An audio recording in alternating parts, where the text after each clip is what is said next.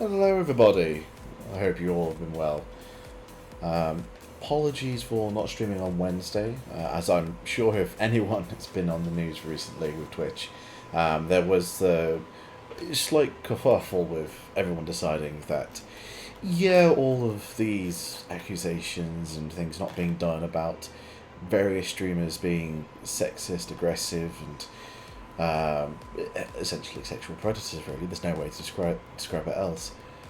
Um, and it was kind of everyone decided to take action. We wanted to kind of put a point across the Twitch that it's time to kind of do a bit more. But as it stands, back at it today, could be doing a bit more Shadowrun.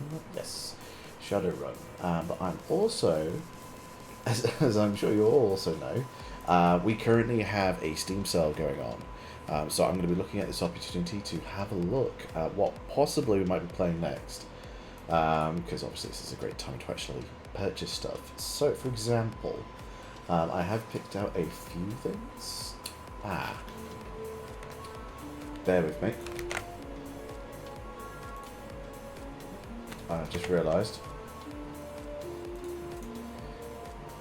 One of the problems I have is because I am now back at work, I still work at home, but I have to use up one of my monitors to actually obviously do my work. But the problem is, that is my main monitor, and I don't particularly... Shush.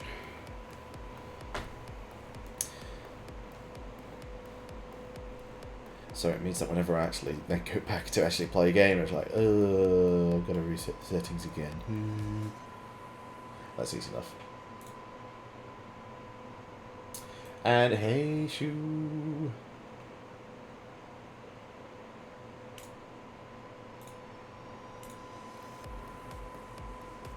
Okie dokie, that is sorted out, that problem. So yes, I had picked out a couple of things. It's not the full list. I'll actually put up a full list later on in the Discord, so you guys can actually make a choice. But currently, currently I have Brigador Deluxe Edition, and that is kind of like it kind of harkens back to some really old school games. Isometric, you're piloting a mech and you are blowing the shit out of everything. Next up we have Doom 3 BFG Edition. Obviously we have been doing quite a lot of horror games. Doom 3 is notorious in that it is more horror than it is a shooter, so potentially we could be doing a bit of that. There is the Bioshock collection. I have played all of the Bioshock games, barring the DLC for the most recent one. But again, we've got some more horror elements with a bit of FPS, with a bit of RPG in there, so that'd be interesting. And also Bright Memory, which, if any of you guys watched the PS5 reveal, that is... I'm pretty sure it was like one of the games that was set up for, like, to actually come on the PS5. It was the one where you had this woman shooting at enemies, one of them like being like a Spartan warrior. You had like modern units driving about. So I'm actually quite into it, interested in see what that's like. However, it's probably quite intensive on the hardware, so might have to wait. But it's cheap right now, so I might be tempted to buy it and just wait. But yeah, that's why I currently got interested. There's some other stuff. There's like Titanfall 2. I have not played either of the Titanfalls, so we could be doing some of that. But I will get a full list on Discord. Now, if Steam would actually...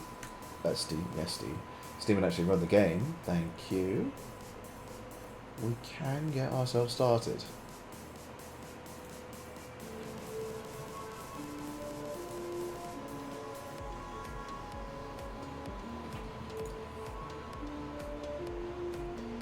Right.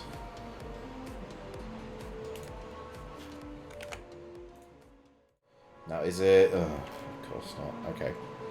I'll have to figure this out at some point. But let's see. We hadn't really gotten very far. We'd done the very first mission. We were doing some tutorial stuff.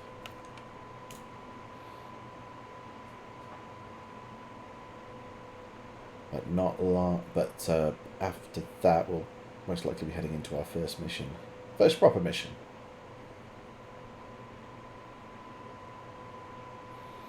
Again, I'm going to do some of the kind of voiceovers, speaking in the voice of the characters, or at least I'm going to try. I'm certainly not going to do a German accent because I will butcher it. And you guys will have to let me know if that is actually interesting to you. If it's boring and it detracts from the game, that's fine, we can get that changed.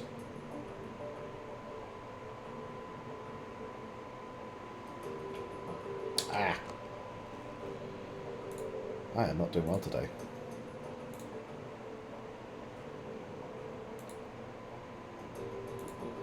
Apologies, we're actually getting the sound coming through the mic and not through the actual thing.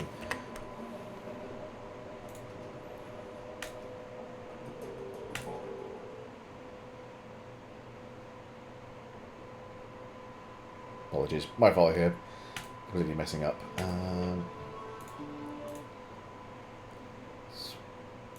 Put this on break. Try it again.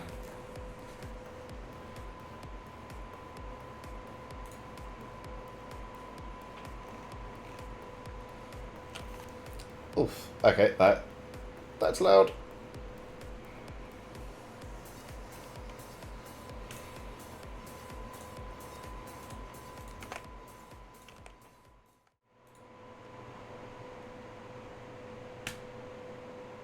I'm going to have to look into to see if there's actually some way I can have a look at the next scene, because that's how you actually transfer between different scenes when you're streaming. I'm trying to see if there's a way I can actually get it so that I don't have that black screen. Because what's happening is OBS isn't actually capturing... Just turn that down a bit. OBS isn't actually tracking the actual gameplay until you actually go into it. So it's a bit frustrating.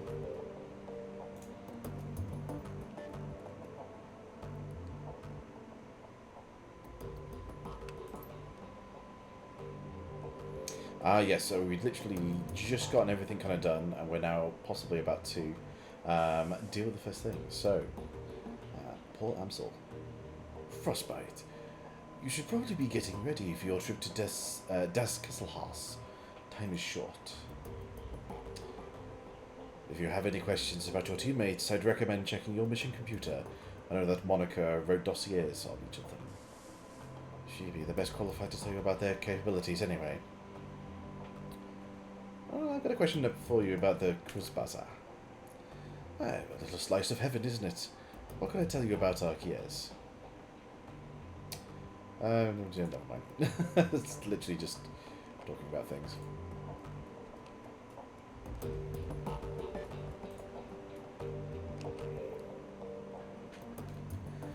Your workstation and mission computer, the command center of your team's operations, and your last link to the memory of Monica Schaefer. Her thoughts and words live on in the machine at times. It's easy to forget that she's gone. The cool blue tone to the workstation's main menu fill the screen. A blinking message in the upper right corner notifies you that you have 0 unread messages. Well, let's see if there's anything in the old messages. Hello, Ace. The screen flickers to life, and Monica's face appears. Her hands are on her hips, and she's wearing a wry smile. Hey, Ace, if you're reading this, it means that I've either died or stepped down. Hopefully the latter, but probably the former. Not many Shadowrunners make it to retirement age. In any case, I'm sure that you'll do a fine job in the role. If you need anything, talk to Paul. He's a good man, and he knows how important it is to me that you take my place. One last thing, Ace. Iga might cause you some problems. In fact, I think it's a fair bet that she already has. Just remember, she brings something to this team that nobody else does. You'll want her on her side. Your side. My advice to you is this. hold your own with her. If she pushes you back, push back. Don't try to butter her up with flatteries, you'll see right through it. Most of all, do what you can to earn her respect. She'll never be satisfied following you if you don't give her a better reason to than because Monica said so. I have faith in you, Ace. It's up to you to justify that faith. She half turns away from the camera, and then returns her attention to you. The image is uncannily lifelike. Oh, and by the way, Ace, if you botch this, I'm coming back and haunting your ass. I mean it. The message ends, and the image fades. You find yourself back at the inbox. Okay. Now, for those who don't know much about Shadowrun, there is a essentially like a forum in, I guess what could be called like the dark web, or what we would call it, but it's a place for like people who are criminals searching for jobs, to ask for questions, interact with others, stuff like that. And it also allows you to put up information for sale.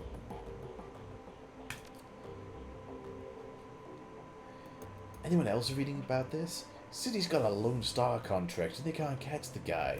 This Emerald City Ripper has been on a spree and so far no one has a clue. Pathetic. If something like this happened on my block, some vigilantes would have tracked him down and stopped it. Shows how good the state payroll cops are. Who says it's a he? They don't have any leads. Ha! I'll be in Seattle next week. Forward any info you have about this Ripper, and I'll see about taking him out for a date with my Walther MA2100. I'm sure Lone Star will have a fat reward waiting for whoever blasts this goon. It's not so much a trap, but it's a callback, which I'll explain a bit. Oh, now. So, the Ripper in Seattle actually refers back to the first Shadowrun Returns game.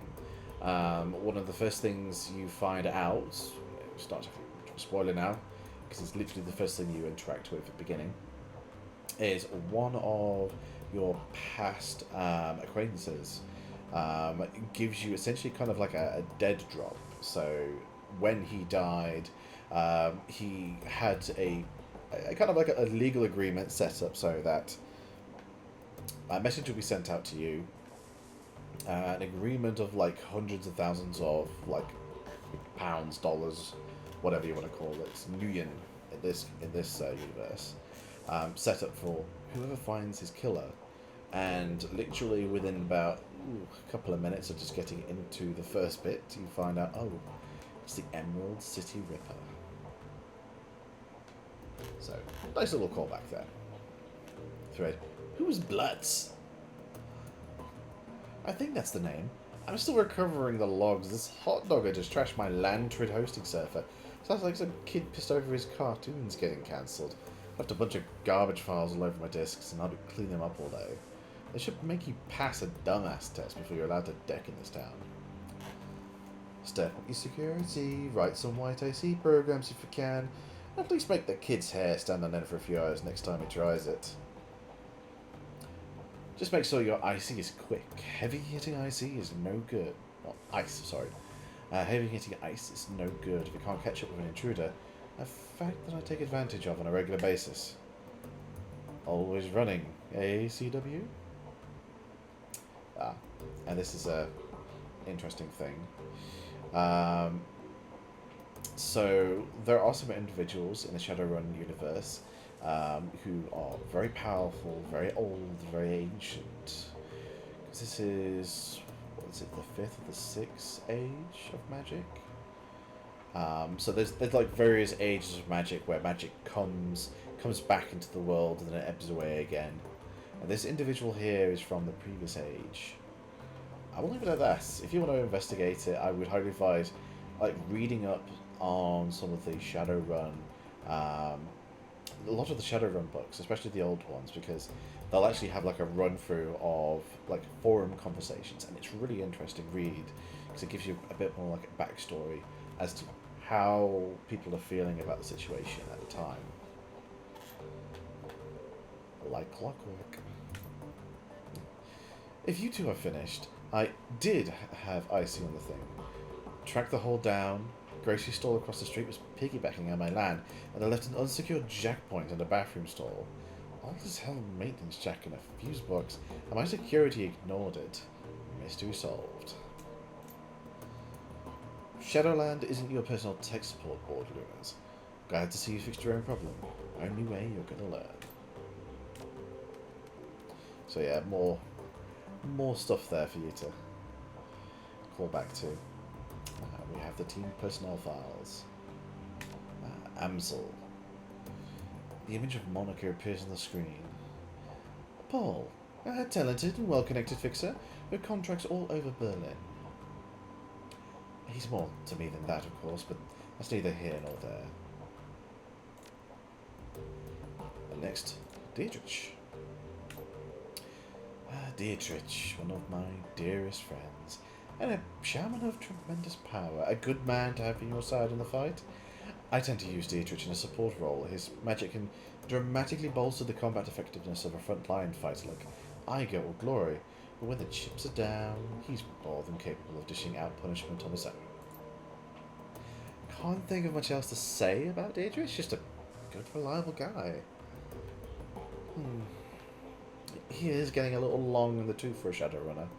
I'm not sure how many years he has ahead of him in this game, but I'll be more than happy to run with him for as long as he's able.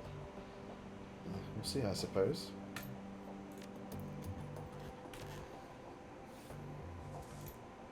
Glory, our damaged enigma.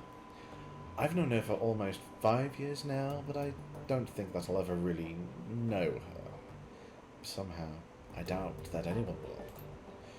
On an operational level, Glory's solid. That chrome of hers may be old, but it gets the job done. I've seen her take a troll apart with her hand racers, and when her adrenal pump is running, she moves faster than anyone I've ever seen. On top of all of that, Glory's a competent field medic. I don't know where she learned medicine, yet another question mark, but she's patched me up at least a dozen times. Between her skill with a medkit and Dietrich's magic, we haven't had much trouble with serious injuries, and in our line of work, that's a luxury. That's really all that I know about Glory. She keeps to herself, barely talks, and spends most of her off time staring at nothing. I've seen this kind of behaviour before, of course. Something bad happened in her past. Deep down, I think she's still running from it. And I'm sure that her cyberware ties into it somehow. I don't know. Maybe someday she'll open up to me. I like to think she would. We'll see, I suppose. And on Iger. Iger. What to say about Iger? She's smart, she's strong, she's one of a hell of a soldier. In a closer fight, I've seen her take apart an entire security team with her shotgun, and she's even more dangerous at range. It's a handy thing, having a trained sniper on the team. All in all, we enjoy one hell of an advantage thanks to her. Unfortunately, there are some disadvantages too. All that military training has left her, how to say it, rigid, I suppose. Unlike the others, Iger isn't content to go with the flow. She wants lists and maps and timetables, she wants hierarchy, and she wants it formalized. I don't think that she realizes it, but giving her what she wants would destroy this team. Glory and Dietrich wouldn't put up with it for more than a day or two. I know that I wouldn't. She keeps on pushing, all the same. One of these days, this situation is going to come to a head. I just hope that that doesn't happen soon. And now for yourself. Frostbite, my secret weapon. I've run enough with Frostbite to know that she's trustworthy. Good in a fight too. But beyond all of that, it's good just to see her again. There aren't many people left from the old days. Far too few. Frostbite? Well, she always was the best of them. God, that was sappy. Mental note, re-record this before Frostbite gets a chance to see it. At any rate, if anything happens to me, it's good to know that she'll be on hand to fill my shoes. It's not what Iger would want, but it's what would be best for the team. And I guess we best look at the jobs. Or did we not actually get the job sorted? Review and visit the episode. I guess not. Right, let's quickly chat. Oop. Yeah, let's actually try not to... Huh. Looks like we got a little bit more stuff to need to start doing. Oh, yes, of course. Essentially, it was in this game and also Dragonfall. Dragonfall? No, this is that game. In Hong Kong, that's it. The mission computer essentially is like your main hub for getting information off the Shadowlands, BBS, taking on missions, and also having emails. And part of the reason, because the original team leader died, but she was expecting yourself to actually take over the role of team leader, she wants to make sure that you knew about it. So she had like reports on each of the other characters in your team. But yes, Das Kesselhaus, hotel and nightclub, crown jewel of Dragonfall, the filthiest kiers in Berlin. Opening the door to the ground level dance club is like bashing your head into a wall of sound.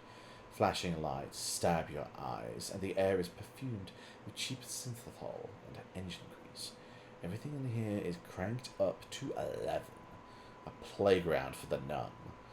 Green Winters is somewhere in this building. You steel yourself with a sensory assault and step inside. The team makes a quick check of their weapons and follows you in.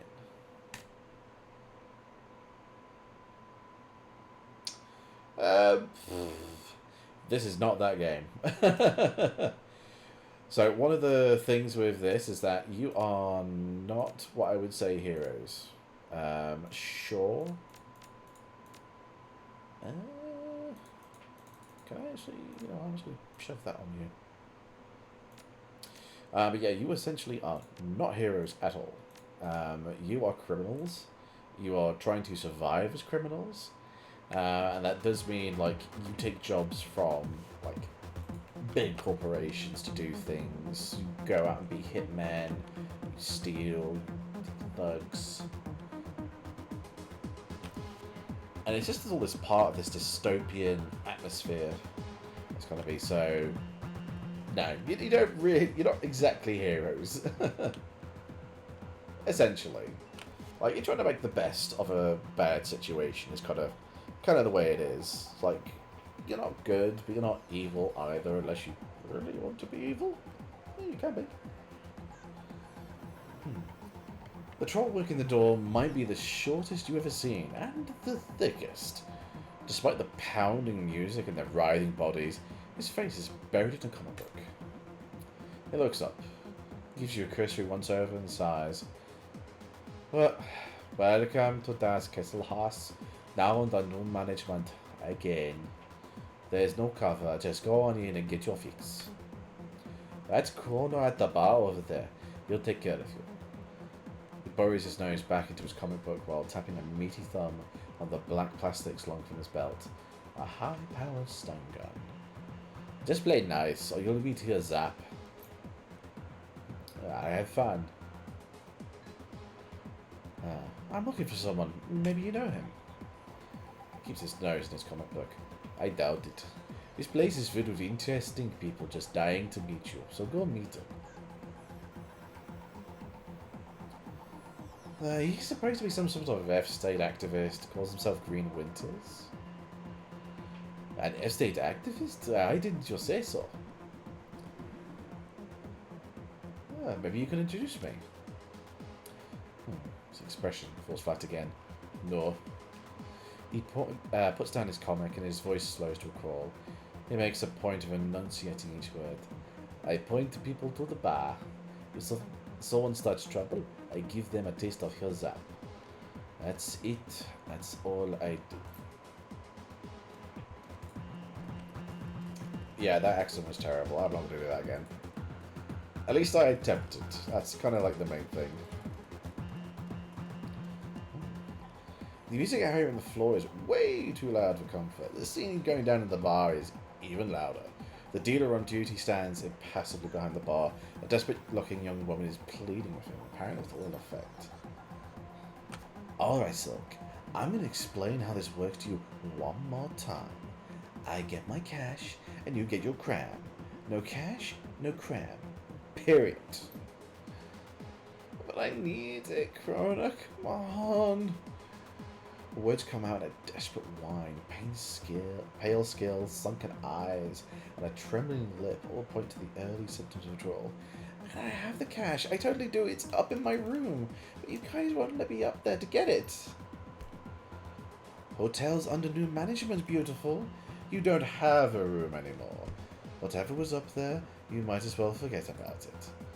But that was all I had, and I have to get right soon. Well, maybe we can work out a trade. Cram for services. Services? Understanding slowly shows in the young woman's face. Her eyes go wide. Come on, Krona, you gotta be fucking kidding me. Do you want the cram or not? She sets her jaw, a look of disgust on her pallid face. That ain't gonna happen, chummer. Not now. Not ever. Shrugging. I give you about half an hour before the shake set in. When that happens, you know where to find me. It turns to another customer with a smirk, leaving the desperate young woman crumpled against the bar. Well, that didn't turn out well. Expensive bottle of scotch. From the colour, you guess the contents are at least 50% water now. Okay.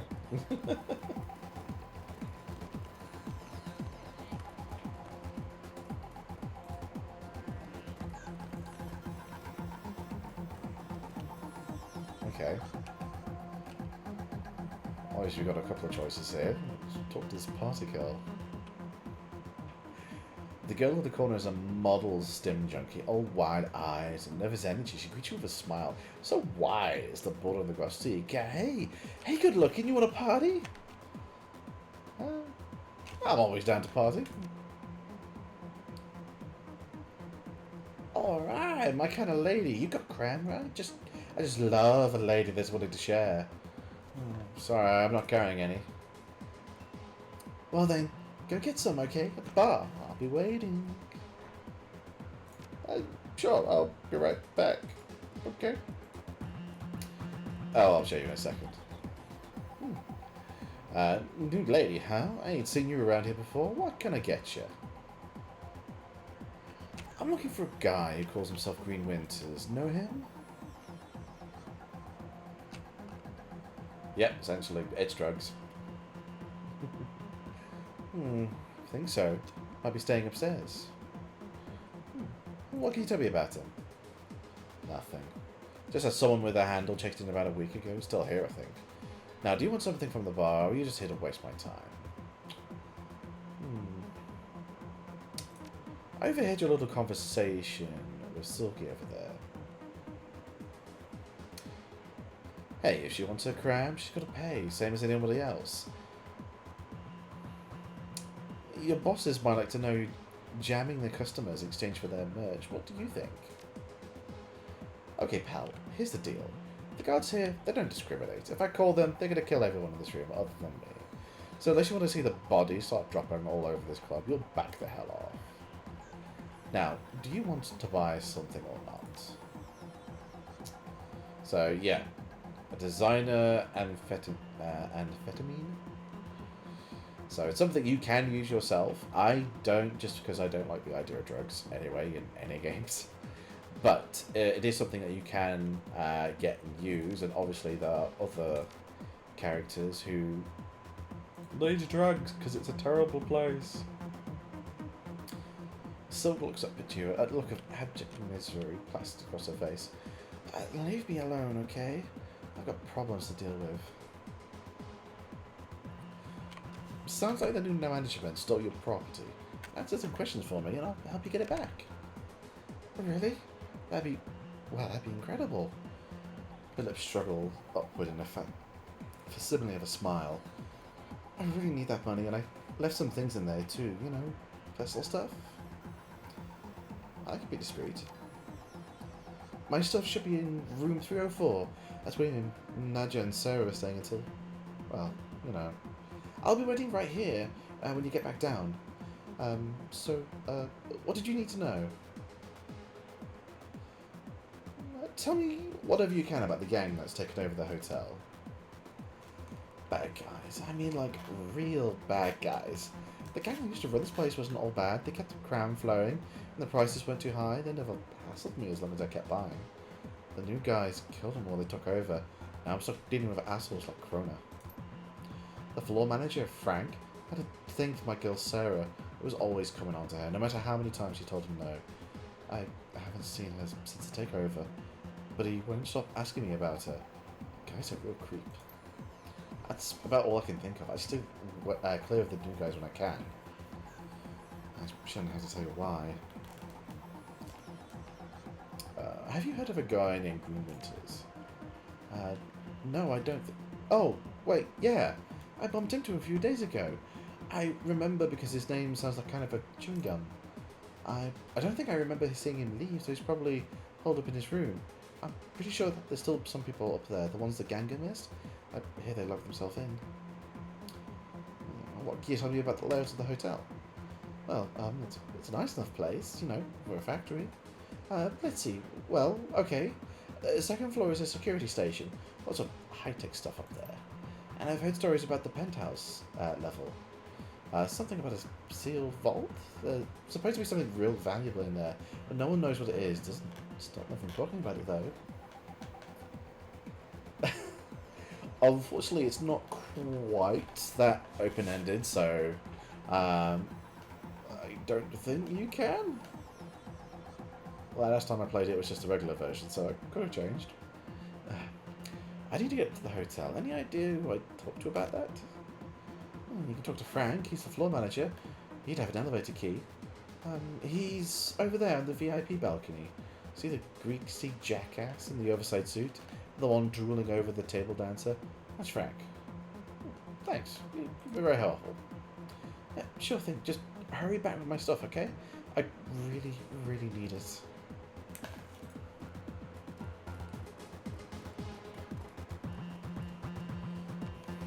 Okay. So obviously we could try and get over there, but if you do notice, there is a electrical panel what we can fiddle with. However, I don't have the skills needed, so like drone control 3, that skill, obviously you need to have a level 3 in that, and you're able to actually mess about with it.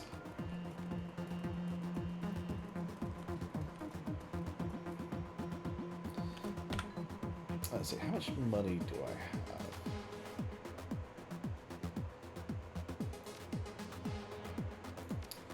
Can you actually tell me? Or have I just missed it? Strength? Oh, it's right up there at the top. 220. I could buy some cram. Maybe see if this party girl can help me, but we'll see.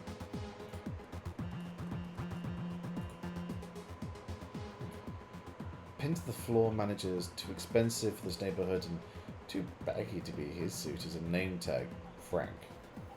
Yeah, what do you need? Reluctantly, he shifts his attention away from the elvish dancer swaying in front of him. This is where, like, obviously getting some information allows you to do things. So, because I know that Frank likes Sarah, and I'm smart enough, intelligence 3, I can lie and say that it's something important. So, let's give that a go. Sarah needs your elevator key. She says it's important. Sarah? She needs something from me? That's right. And if you help me out, it sounded like she'd be grateful. Okay, yeah, okay. I can't leave this floor. On duty and all that. I can't just hand over the key. I could open the elevator back up, though, and you can let her know. Now, if I had Charisma 5, I could maybe get some money out of him, but never mind. I could make that happen. Okay, alright. Frank rubs his hands and barely contain the look of excitement in his eyes. He fishes a small remote out of his pocket and presses a button. Elevator's open. You see Sarah, you tell her that I'm glad she's okay, and make sure she gets that it's me helping her. Sure thing, Frank. Sucker.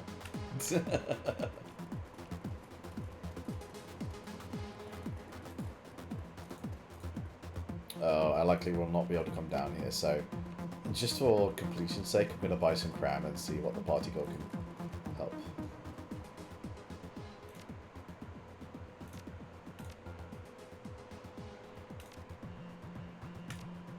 Alright, there we go. Well, this is, guys, the team, the dossier that they were looking at earlier, so there we go, there's Dietrich. In fact, actually, do this. So here's Dietrich. He's that mage, well, shaman that was being talked about earlier. Iger, the military, well, oh, here you go. Highly trained, former Special Forces Commando. And Glory. So this is like the base team that you get, and they will level up along with you. Hey, good looking, you're back. You got that cram yet? Sure, why not? Cram's on me. Hey, alright.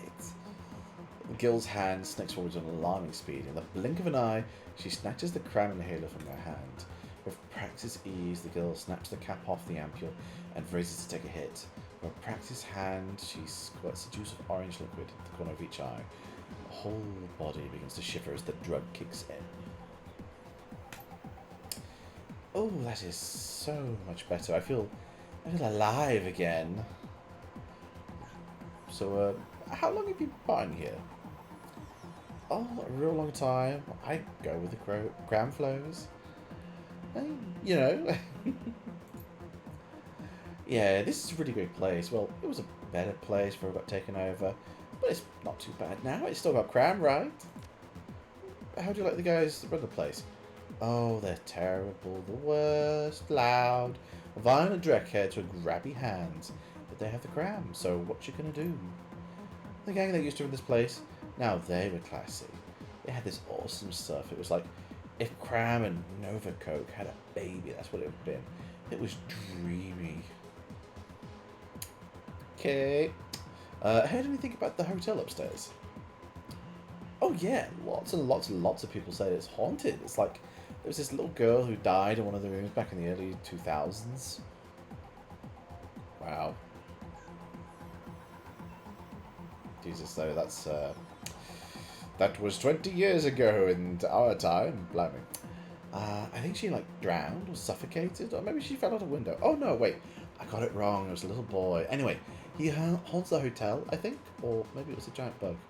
Is that the story I'm thinking of? I don't remember.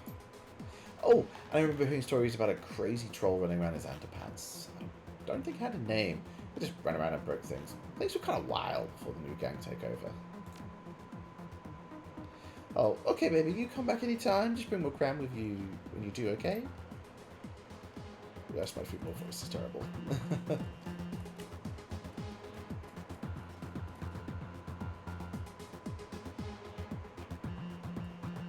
I'm a bit confused. So people like the old gang? No, it didn't really seem that useful, unfortunately. Oh, well.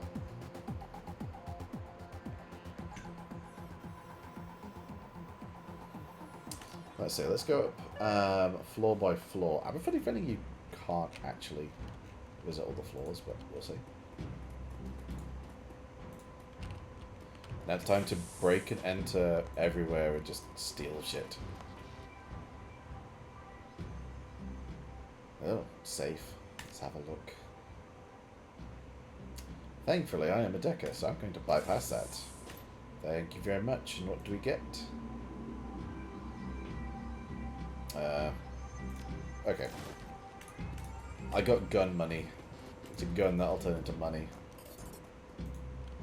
Oh, some more money.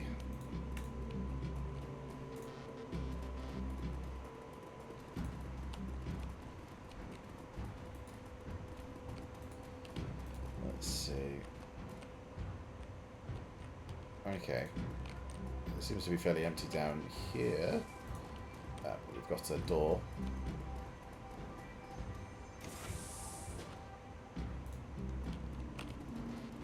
A door and stuff. Give me stuff. Ooh, trauma kit. So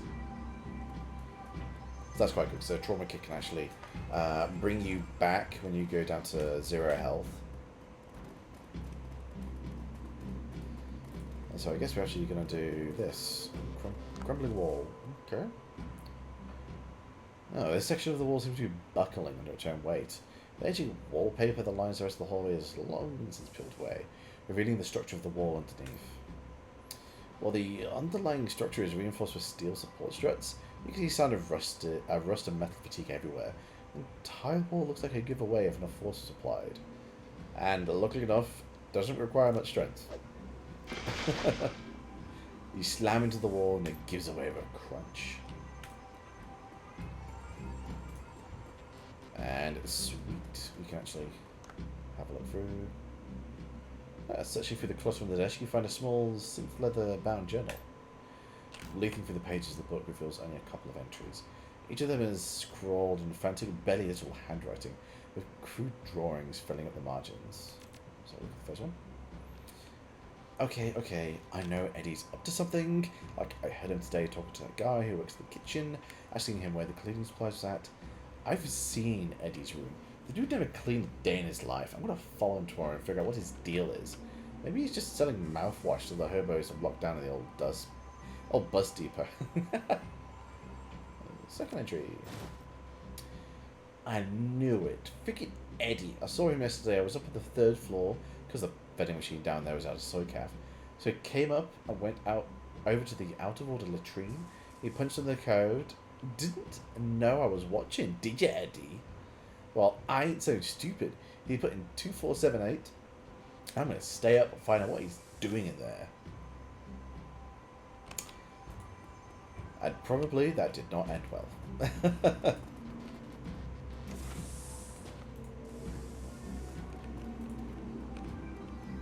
Okay.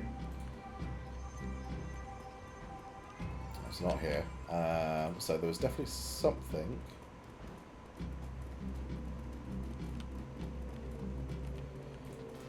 Oh, of course, we're on floor 1, and he said floor 3. So let's go second floor. Oh wait, are we actually going to go through all of the floors? Blimey.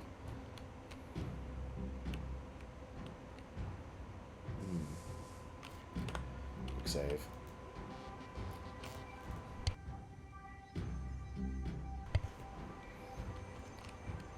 Ugh, come on, game. There we go.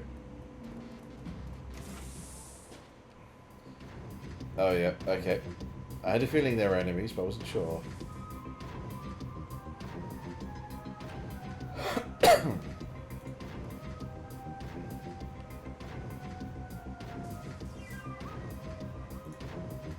Yep, I am not going to be doing very well shooting at them.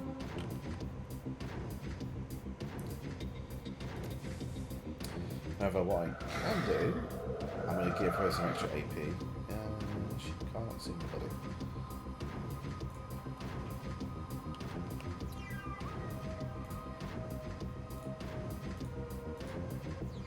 Right, better off. Shotgun is actually a little bit more powerful compared to the assault rifle, so I'll use that. Plus it also can knock off some AP. Renal pump to actually get her moving a little bit faster.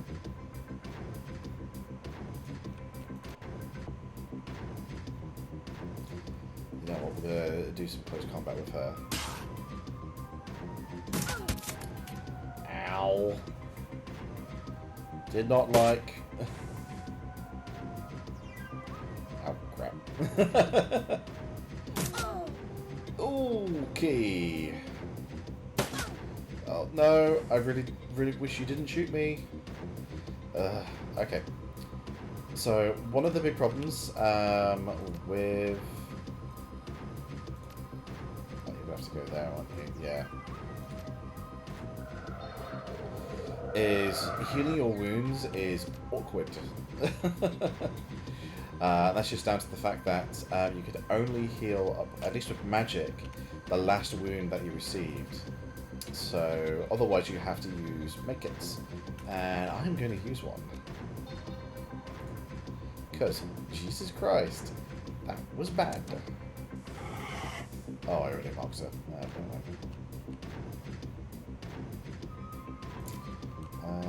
Let's... There. Come on. Ooh, okay, he's not doing well.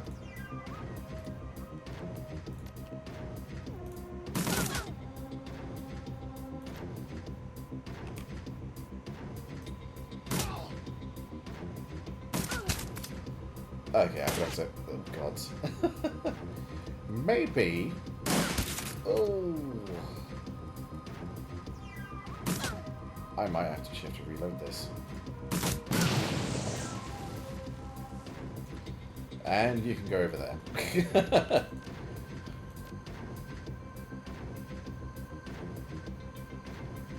I? Yes, I can. There we go, that sorts them out.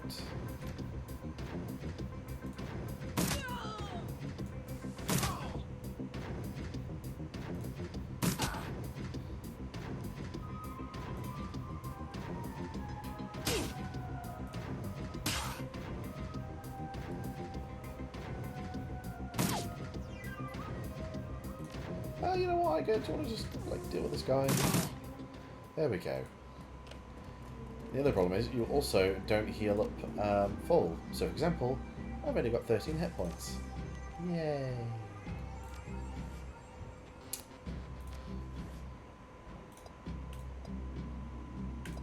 Right.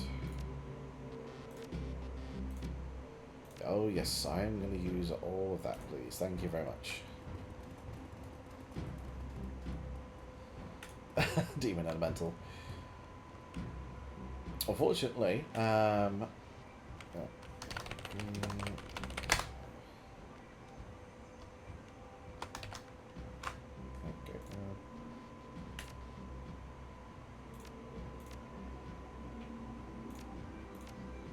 okay, never mind. I think I might have to come back to that.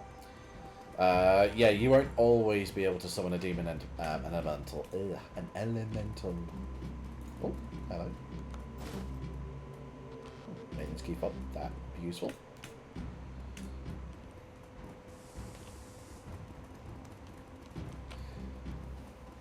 But whenever you do see the symbol, and I'll show it when it appears. Alright, third floor.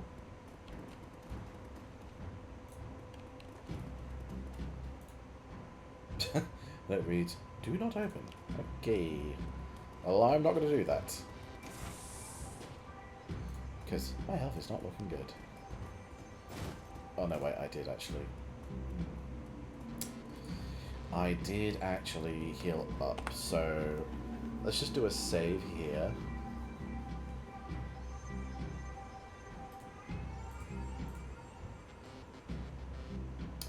Oh, I forgot to update the stream info. Never mind. I forgot to mention it was going to be 2. Never mind. Ah, that's why you shouldn't open it. Cool. First thing we're going to do is we are going to heal up.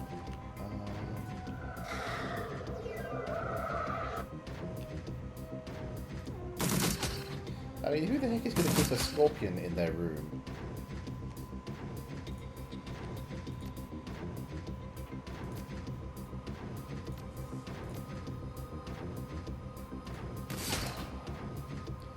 Oof.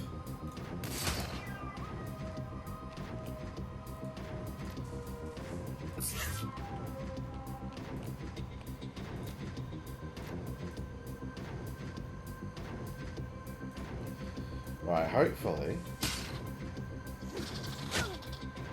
Now, unfortunately, you can't actually go back to areas once you've been in them, unless it's like your hub area. That is a bit of an unfortunate thing. I think it's just a... It's just a... something with the system. unfortunately. There's a note on the door. His food is in the crisper drawer. See you next week. Well, considering those skeletons, I think whoever was supposed to be feeding him is now dead.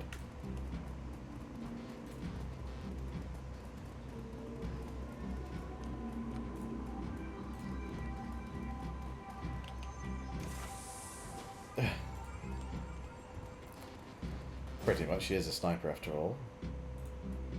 Oh, this is all Silk's room. Cred stick, teddy bear, and signed cookbook. Okay.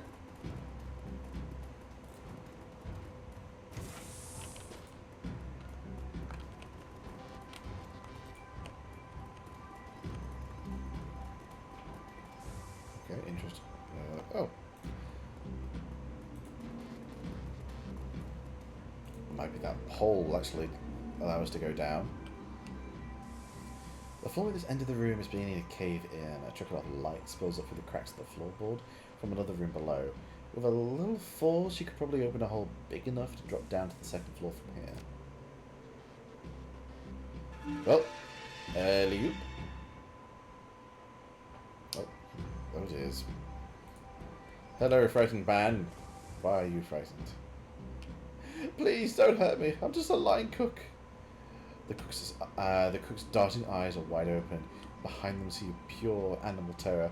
If you let me go, I won't tell anyone, I promise. What are you so afraid of? Oh, wait, you're not with those guys out there? I just thought... You thought what? I thought you were one of them, you know, the gangers that took over the place and shot everything up. I did to say I worked. I worked for the previous owners. When the shooting started, I shot myself in here. They, whoever they are, haven't figured out how to override my keys yet. I spent a day and a half. I don't know how much longer I could stay in here. Tell me anything you can about this place. Okay, I think there's some sort of chop shop in room 401, like low-level street dog stuff. I had to deliver room service there one day, we were short-staffed. What I saw when they opened the doors scared the dreck out of me. People hooked up to tubes and stuff. The door code was 5870 if you want to take a look. Who's the stiff by the sink? Oh, that's their head chef, Felix. He took a hit to the chest when they raided this floor. I thought I could stop the bleeding, but I couldn't. You're right next to a walk-in freezer. Don't you think it'd make more sense to drag the body in there rather than leave it under the sink? Oh, yeah, that probably glances over at the body again and swallows hard. That'd probably be a good idea. He's already starting to smell. Oh, I need to get moving. Wait, you helped me out of here, weren't you? I mean, you're not just going to leave me to die here, are you? Well, I took care of the guys outside. You should be able to make a run for it. Oh, thank you. I'm as good as gone. Whoop. There he goes.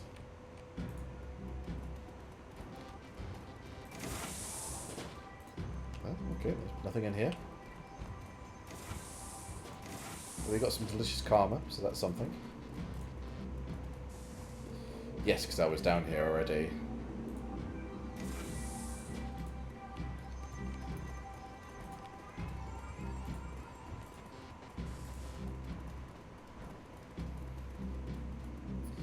Okay, you know what?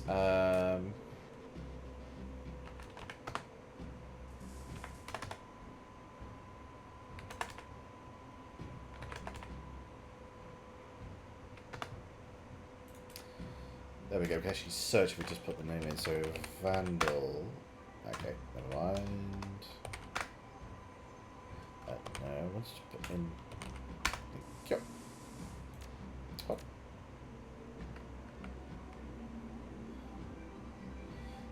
Yeah.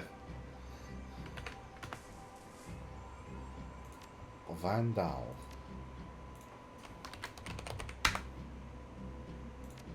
Okay. Well, it appears that we can't. Oops.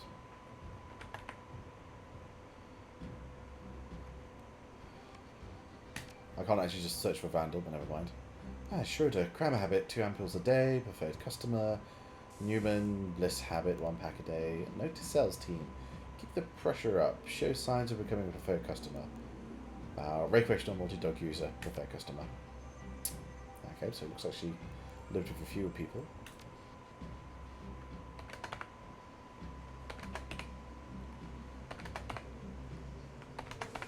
See if I can find out anything more. Oops.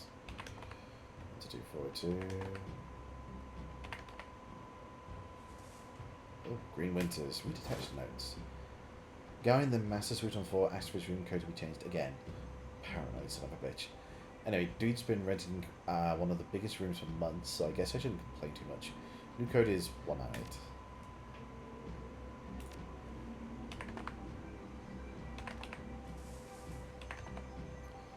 If there's anything else. Right. Let's leave that for the time being.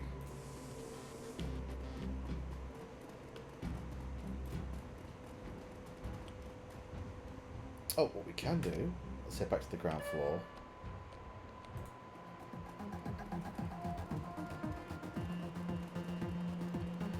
And we can have a quick chat with Silk. Have you found my stuff yet? I really need that money. Here you go. Really? You actually went up there and got my things? And you didn't just walk off with them? Wow, thank you. When you said you were going up there, I didn't think... Thank you. There we go. Oh, there is a bit more to this.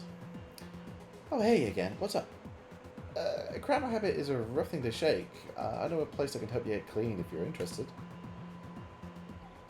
Who, said that I wanted to shake anything? Look around you. Like, what you see? Of course you don't. My life is better on Cram. Why would I ever want to stop?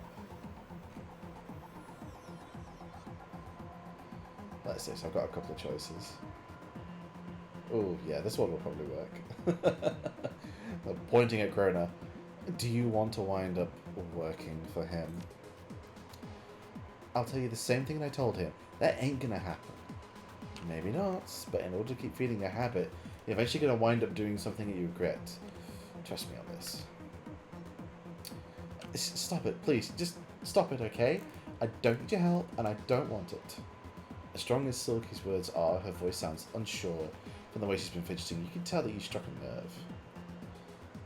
You're near rock bottom, Silk. When you hit it, there'll be nowhere to go but up. Yeah, maybe so. But what makes you think you're the one who helped me? Nobody thinks that anyone can. Experience. But nobody can help you if you're not ready to help yourself. If you want people like Krona out of your life forever, you'll think about it. All at once, something changes in Silky's face. She averts her gaze and pauses for a long moment. Her sweaty hands clench and unclench. Finally, she clears her throat and looks back up to you.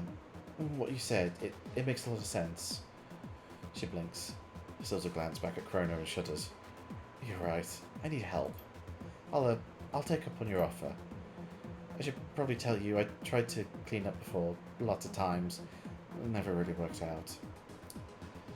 Take the tube to Kreuzberg, to the kiosk they call the Kreuzbasa. Look for a man named Samuel Beckenbach. He can help you. I'll do that. I will. Thank you. It's about time I left this place behind. If I never see another Krona again, it'll be too soon for me. Glad I can help. Take care of yourself. Although, to be honest, I don't particularly care, because I just want karma. Delicious karma. Okay, let's see.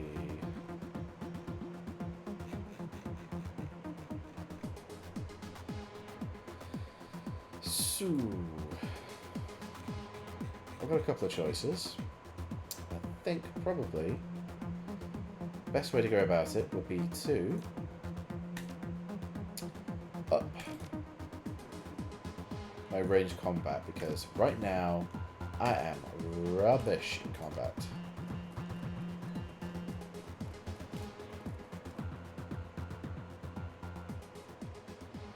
Right, so let's head over to the 3rd floor. Good. Yeah, because that's where we were previously.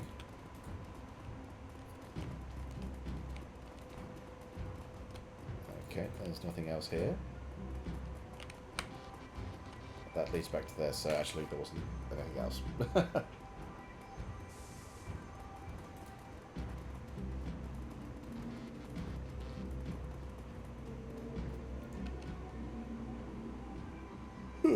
To the 4th floor hotel. Ooh, dear me.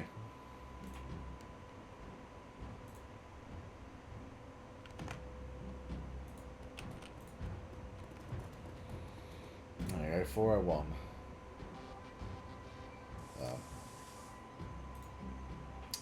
Mission items. 43 bathroom code. Okay, I'll have to look at that. 5870.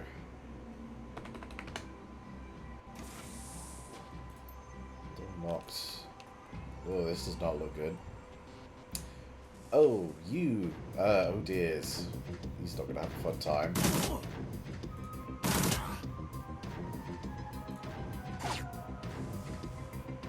Seriously.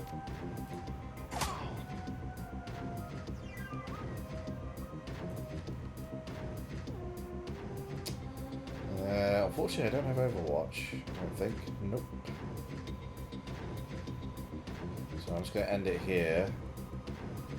Oh, there we go. Oh, that's not good.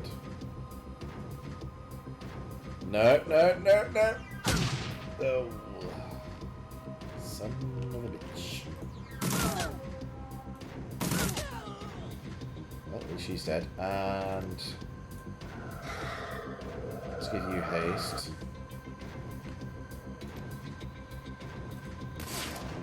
No, didn't want that. Okay.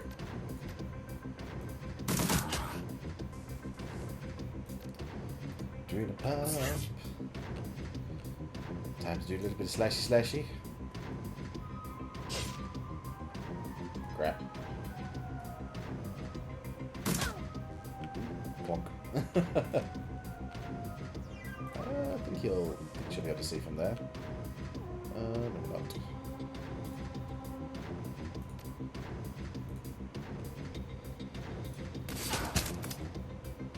Oof, that's gonna hurt.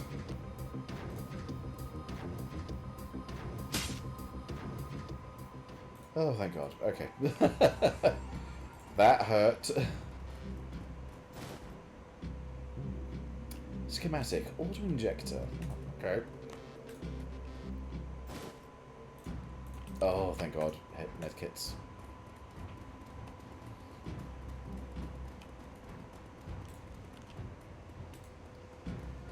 Also, yeah.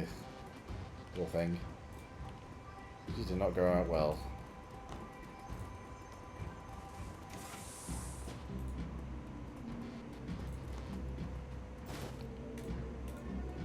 Okay, so these are all like maintenance closets for like janitors and stuff, and there's a frag grenade in there.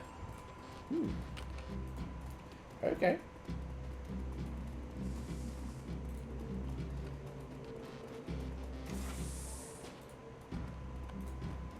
Nope, nothing here.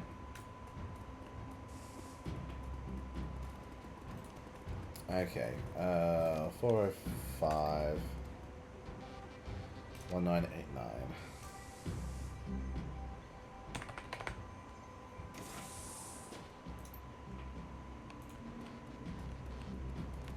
And I'm guessing this must be the Green Winters place.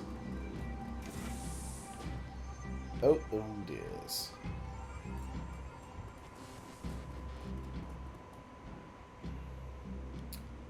The scene is eerily familiar. The dead man is still jacked into his smouldering computer, his face contorted to a mask of pain. Blue smoke spills from his data jack. Like Monica. And then there's something else. The man's outline is wrong. It takes a moment for the realization to sink in. He's bent his back at an impossible angle. Jesus. Looks like he convulsed hard enough to break his own spine. Is that even possible? gestures at the twisted form on the carpet.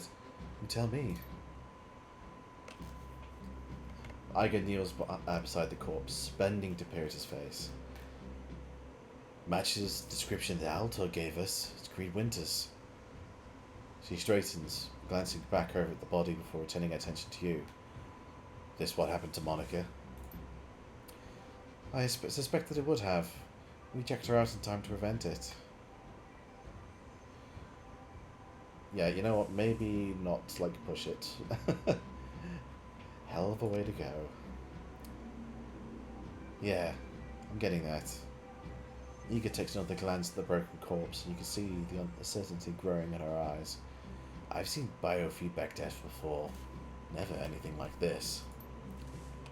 Kneeling to inspect the body, you find smears of blood on the carpet under Winter's right arm. Moving the arm aside, you find a number written across the floor. 91612. You use your PDA to take a hollow pick of the number and the body and step away. Okay, well, that's something. Let's have a look at these things. Hanging on the wall is a large, gaudily framed painting, an unimaginative still life of some kitchen object sitting on a table.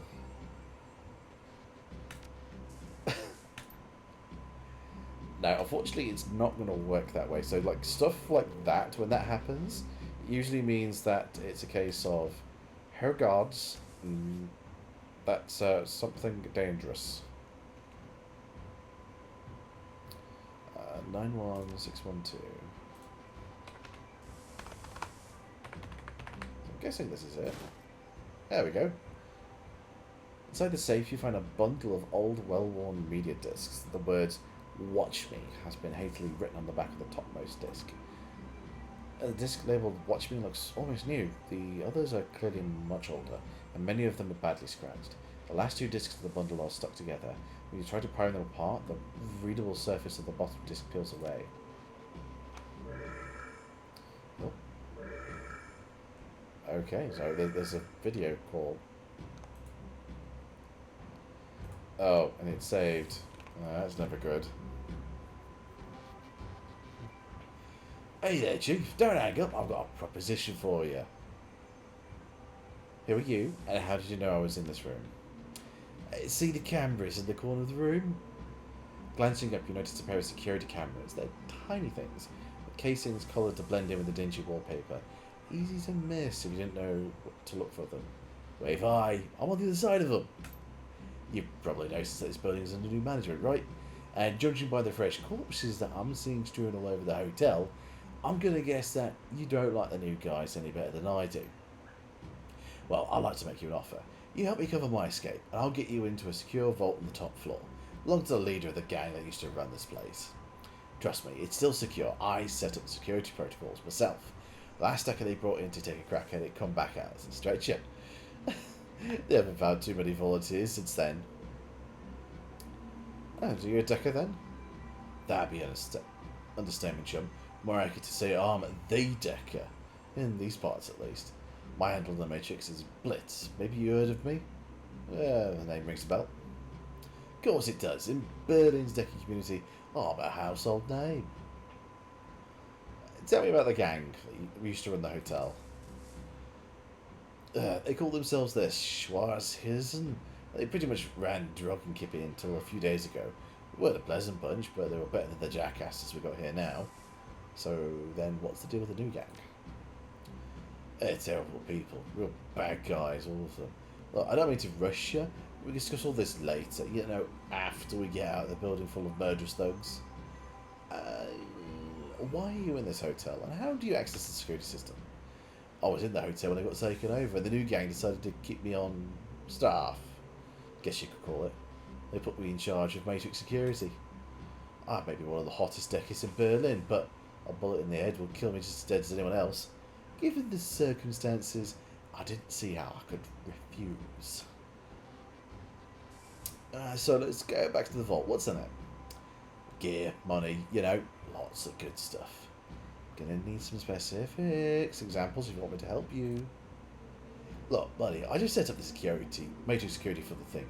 The old boss didn't let me set foot in the vault. It was a little paranoid, you know.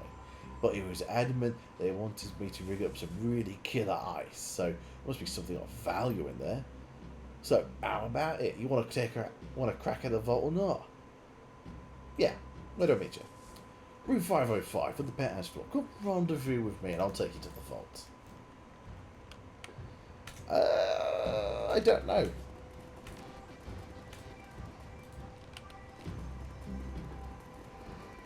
I also don't know.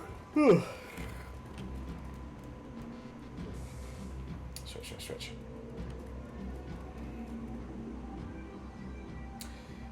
Not possible at the current time of the game. There was ways to have your consciousness actually go about and be in the Matrix, but it was complicated and messy. Then there was something about the third floor.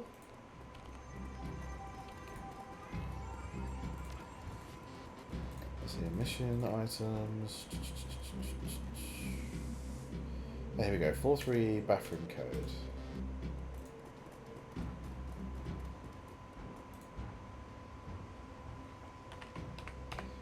Oh good, I did remember it correctly because I'm terrible at remembering. Oh, okay. The more drugs.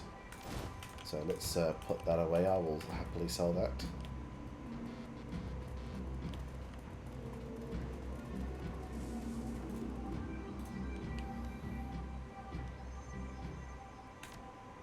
Now I don't think I've actually gone into the first floor in this area. So I think I should be able to access this maintenance area.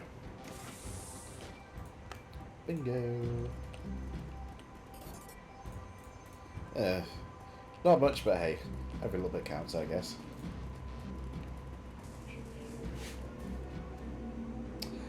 Oh, I forgot to feed the cat. Okay. You alright, Oddie? Alright. Just going to take a very quick break. I'm just going to go and feed the cat. He's not screaming, but I'm going to check on his food. If he's out of food, I'll go and feed him now. So I will be back in just a couple of minutes. So see you guys in a second.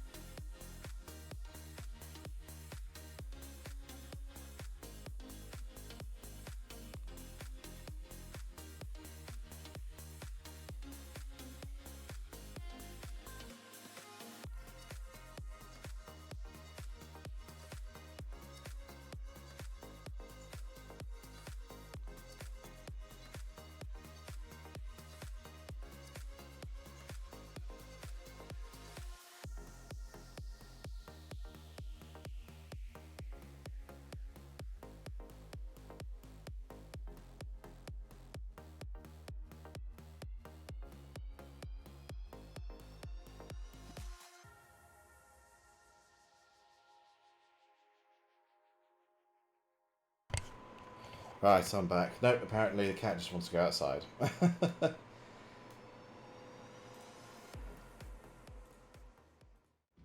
Which is certainly fair enough. Okay, what in life is going on? Right.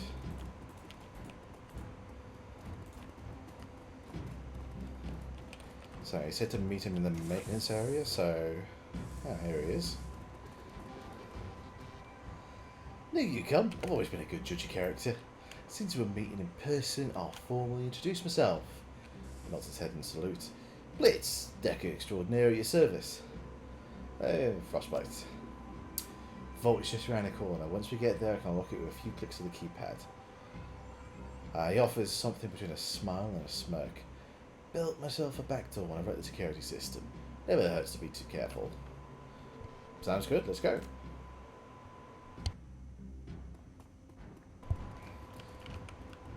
Okay. First up, let's actually explore this. Oh, here we go. This is gonna be waste for me. I don't deal with drones. The Blitz guy, he is a rigger, which is what's called someone who actually connects in with drones, like you do in the Matrix, and you're able to control them with your mind.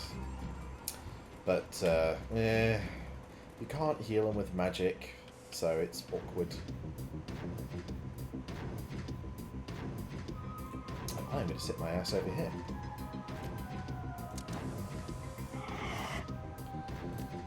Oh, Mr. Dietrich. We'll do our usual plonk you up with haste.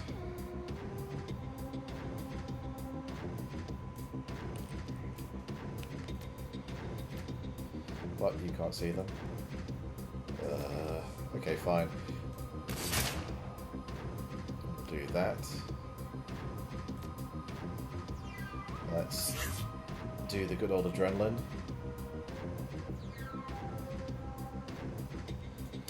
But let's actually go to the cover, and then we can do that. That is probably a little bit better. Okay. For him, I'm going to run him over here. I think there's something that the AI likes to target you. Okay, never mind. Oh, that's going to be a nope.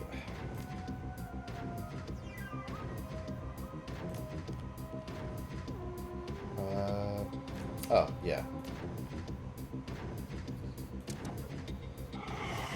There we go. So I've just marked her as a target. So that'll be handy.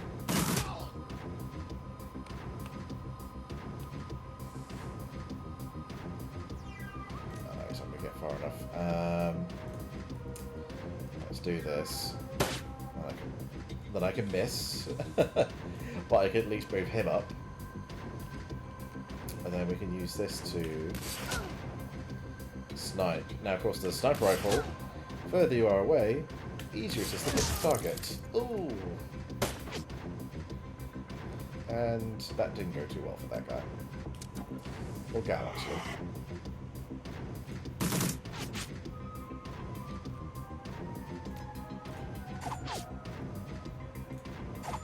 Jesus Christ, you actually get... There we go. Are you ever going to hit? Ooh. Oh, he went squish.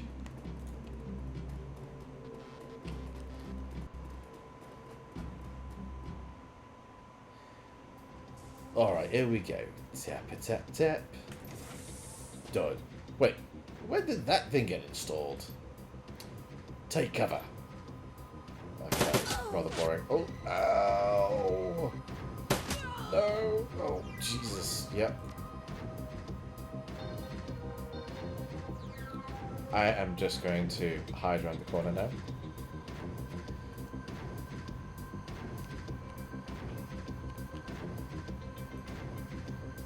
Hide around the corner like a baby.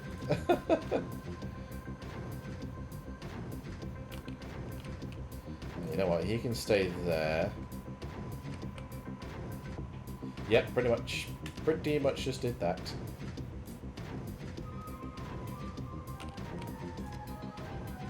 You know, I'll plonk her there. Frostbite, you can stay there, and you can go over there.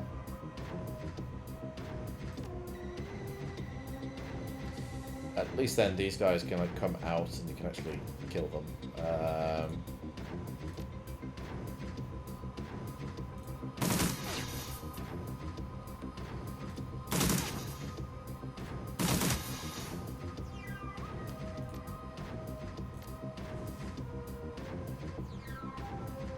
Okay, let's give Iger.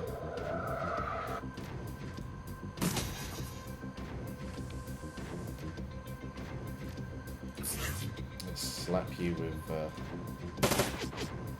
Alright, okay.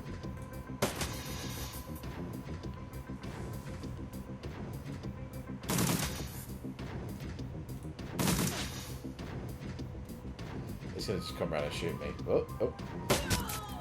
Oh, good lord. Fucking off. I'm leaving now.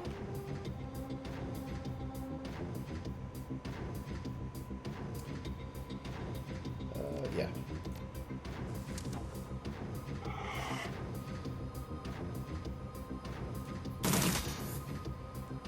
This is a problem. Because of... Jesus, did you have to miss?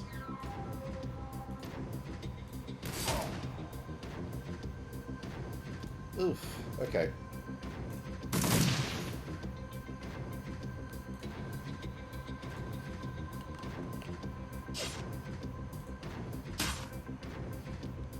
And she's going back into cover again.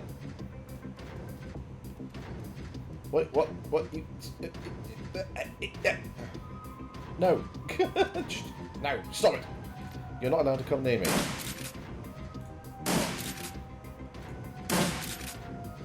I'm just going to keep on shooting you until you're dead. I'm going to keep on running until I'm as far away as I can be.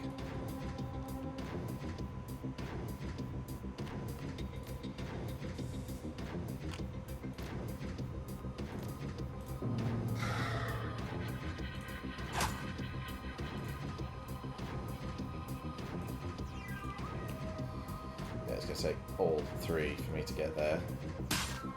But at least I can get there. Hooray! Okay. Just gonna... Okay, good. So there's nothing else coming out that door for the time being. That's good to know. Nope, you're gonna stay there.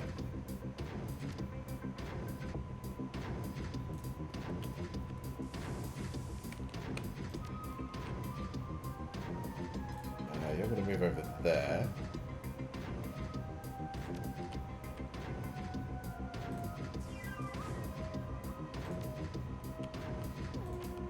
Now here's the thing, I did see... Yeah, there we go. We have a summon spirits. So now we can actually do that. Target gains magical bolts. That's probably useful. Except it can't damage it.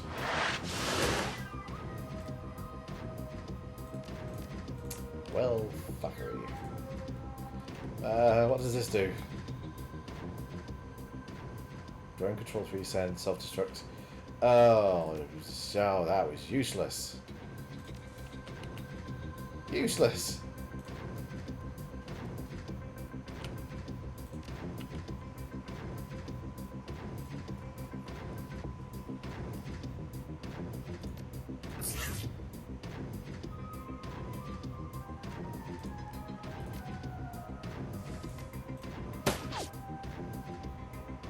Nope, I'm ending that.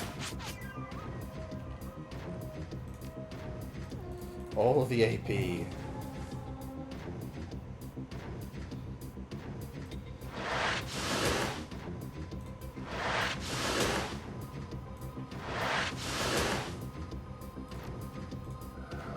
you know what? This guy over here can be dodgy for a bit. Oh, nice. I can use the sniper rifle. Ugh. That was painful.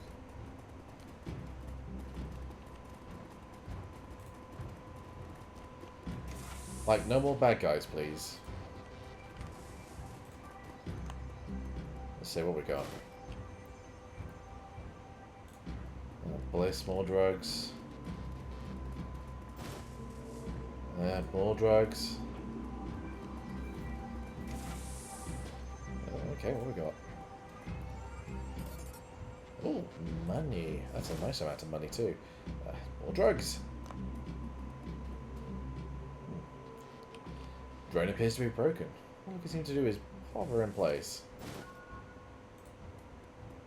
That's all he had in here. Dreck. Yep, that is a big load of dreck there, my friend. But luckily enough, we have actually completed everything. Or at least all our objectives. I don't think there was anything else, was there? Just thought, let me check the... Oh, yes. We can't open that room. Oh, nope, never mind. Okay, we have cleared everything now, it seems.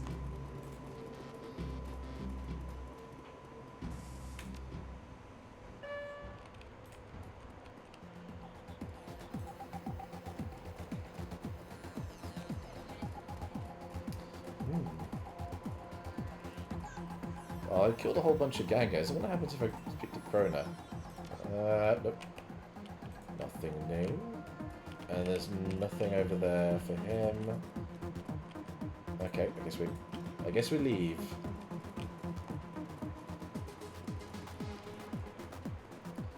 Just checking the time. Hey, thanks for the assist. Can't see how happy I am to leave this place. No problem. He nods at you, then abruptly changes the subject. Say, you wouldn't happen to need an overhot decker, would you? Because I suddenly find myself unemployed. I'm a decker, so no, I'm afraid not. The position's been filled. Oh, damn. Well, I also have some rigging skills. I could do that too, and I'm pretty happy with a gun. Worst case scenario, I'm another warm body to fill the ranks if someone takes a hit. Well, buddy, let me sign up with you. You won't regret it. Okay, fine. Welcome aboard. Excellent, fantastic. I promise you, you won't regret it. I already do regret it. I had to use up 2 dock wagon things. Ugh. I'm gonna have to buy them. They're expensive. Your team makes its way back to the nearest U-Bahn station. 20 minutes later, you're on a return trip to the Cruzbaza, leaving the filth of Dragonkippe far behind. But the image of Green Winter's twisted corpse continues to linger in your mind. You lift one of the discs that you pull from Winter's safe to the light. Reflections dance off its surface. With luck, you'll soon have answers that you've been looking for.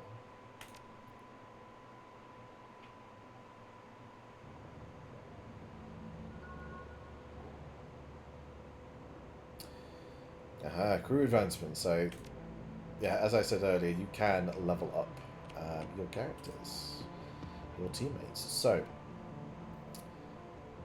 and there'll always be like 2 ways to go about it. So, as you can see here, we get a sniper specialist, shotgun specialist, stuff about grenades, snipers, shotgun, sharpshooter, huntress. So essentially, her thing is to be either be a sniper or be up close and personal with shotgun. I like her to be a sniper. For Dietrich, I prefer him to be someone who is supportive. And Glory, you can be up close and personal.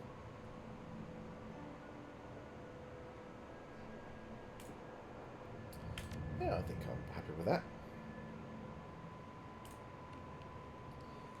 Now, one of the things you do need to do is, when you come back from a mission, is talk to everybody. Like, things changed, and more stuff comes up. So, hello again, Mindfield. What can I do for you? How is Silky doing? Yes, she mentioned that you had sent her. I don't know what you told her, Frostbite, but whatever you said, it worked. Silky's determination is truly inspiring. Cram habit is difficult to beat, but I don't doubt that she'll make it. Nope. I am poor AF.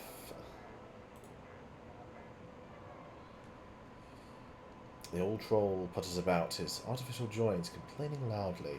He seems heavier today than when you first met, and he takes your approach as reason to cease himself and rest.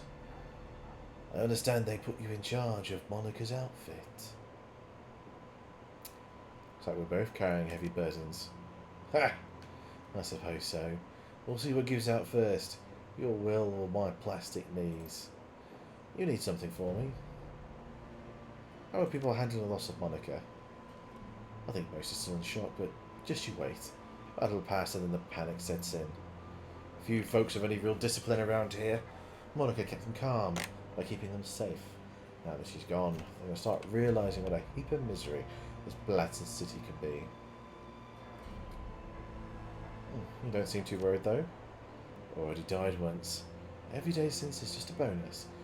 Tired, painful bonus. It doesn't matter that much to me, but to the rest it's going to be a different story. Monica kept this place in one piece. She read the flux like a bird reads the wind, where a fish reads the current. Without her, there's no telling what's going to happen. Anything else you want to jaw about? I'd like to know a little bit more about you. Let me guess. You want to know how I lost these legs? If you're offering. Might as well hear it from me than one of the adult brain kids running about. Lost the legs during the first Euro War, if you know. In a bombing. Now, you need something else from me? Nope.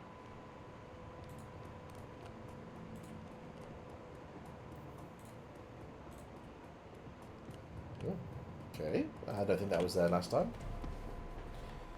What is this? We're in a bar. Okay.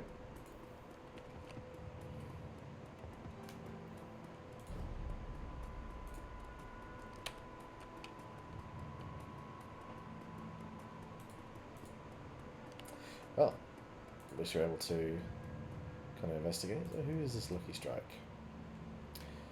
A young woman stands at the bar, smoking a cigarette. You've seen her face before. Lucky Strike, one of the mercenaries from Monica's files.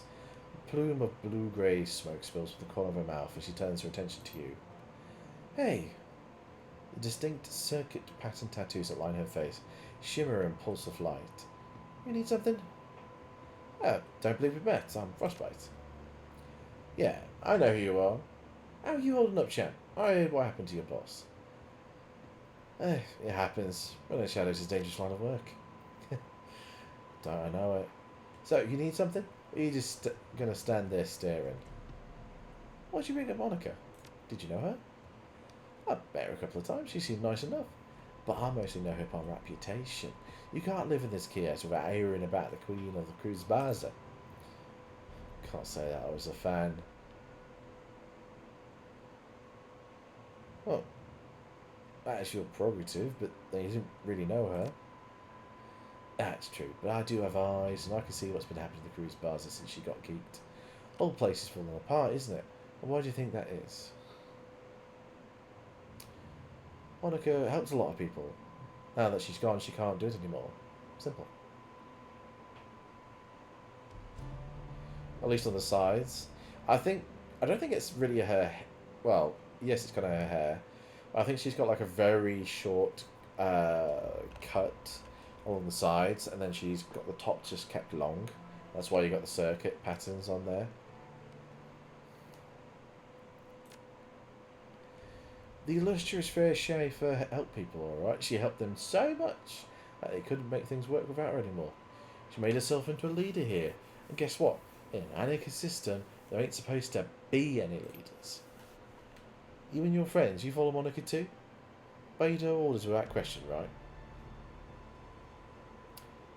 Well, not without questions. There were debates. And at the end of those debates, Monica would put her foot down, and you wind up doing whatever she said, right? Don't bother answering, it was a rhetorical question. Such a rabid anarchist, your friends seemed awfully comfortable being in power. Kind of a contradiction to the term, do you think? Fair point. You're not going to change my opinion of Monica. Wasn't trying to.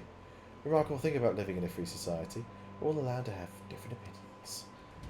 Don't take it personally. I'm sure that you wouldn't like my friends either. One last thing, Frostbite. I can't stop you from stepping into Phil Schaefer's shoes. You're already doing it, making all the same moves that she did. A word of advice, though. Don't take too much on yourself. Spread the responsibility around. Good of you to care. I don't. But a place like this, stacking too much power on any one person is dangerous. Not just for the person, but for everybody. Last thing that we need is you need a bullet for this whole place to fall apart again. Well, she's cheery. We've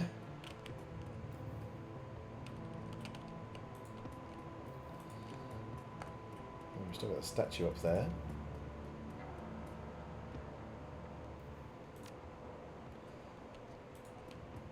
Well, that phone booth was where we had the mention of, if you got any interesting info, sell it to us, but apparently I don't. The girl with the chip in her head stands with her eyes closed, rocking back and forth.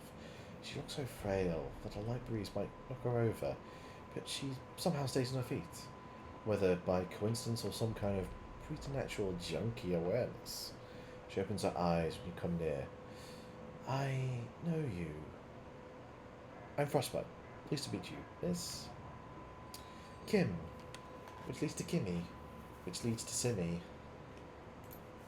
Simmy Kim is what most people call me. They think I don't know why, but I do. Monica explained. So, what have you been up to? I wanted to escape with the children, and the captain. He had to get away from the soldiers, out of Austria. But it was wrong, all wrong. I was taking them over the mountains, but it was the wrong way. I know it was. It should have taken us straight into Germany, not Switzerland. We should take a train, gone to Italy. There we would have been safe. I didn't want it to end badly, so I turned it off. Zach sold me something new. In it, I feel strong. I have a son, and he's destined to save the world. I have to protect him, because the machines have come back to kill him before he become a man. Dun-dun-dun-dun-dun. Won't let that happen, because in there, I am strong. Though Kim's words are bold, her trembling voice and body betrays someone aching for a fix. How do you feel about Monica's death? Sad. She never got to have a family. She'll never get married, never be a mother. Seems she was a mother to the whole Cruz Bazaar. Kim nods her head almost dumbly, her eyes unfocused on the ground. Monica said a mother is always a mother. Always. She hugs herself tighter and stares blankly at the ground. I'll catch up with you another time.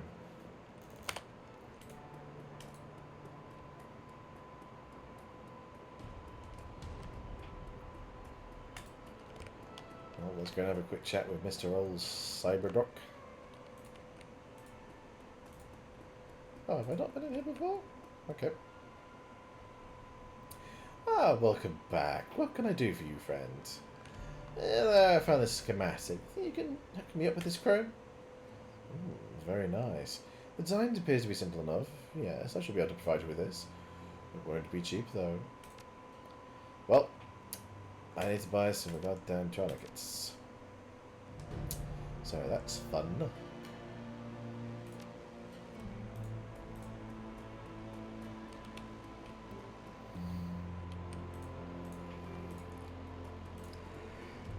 Ooh, time for a bit of Zack Flash. Ah, welcome back, my 14. What can old Zack get you?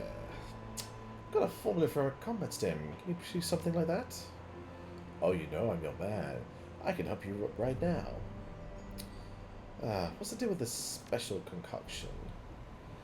Flash's grin broadens even further. His mouth is disturbingly large. There's something menacing about the sight of those two white teeth. This is the real deal, Gemma. A proprietary blend designed and delivered by yours truly. Pharmaceutical grade kamikaze, cut with genuine spirit residue from the tear, then mixed with my secret blend of herbs and spices. It's covered in a chicken. Fried chicken.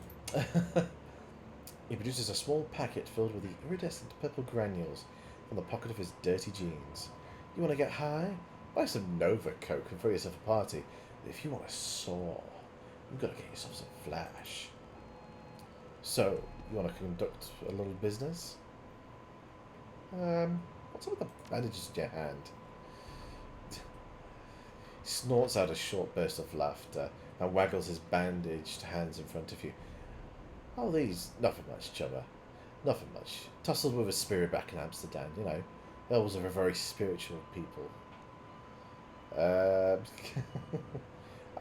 come off it. Elves are not, on the whole, any more or less magical than anyone else. I'm in a position to know. Oh, come on. Stop denying yourself. Embrace the power inside you. You've got the mojo. Just like me, accept it. Between you and me, my mojo is stronger than any corp-waged mages. Take those rat scum bastards as technology. They cast spells all day and night, right? Fire this and lightning that and just tossing them around like candy. Right. Well, me, I'm just doing my thing. Not casting spells, I'm storing up my energy, saving it. Can you imagine how much magic I have? I don't think that's how it works, Axe. Trust me, my friend. I have secret knowledge. Like I said, it's in the blood. Oh. Okay. Well, fascinating. Well, I've got to run. Take care, Zach. Do we have enough? Biotech is actually a pretty good thing to actually enhance because it means we get more stuff when we actually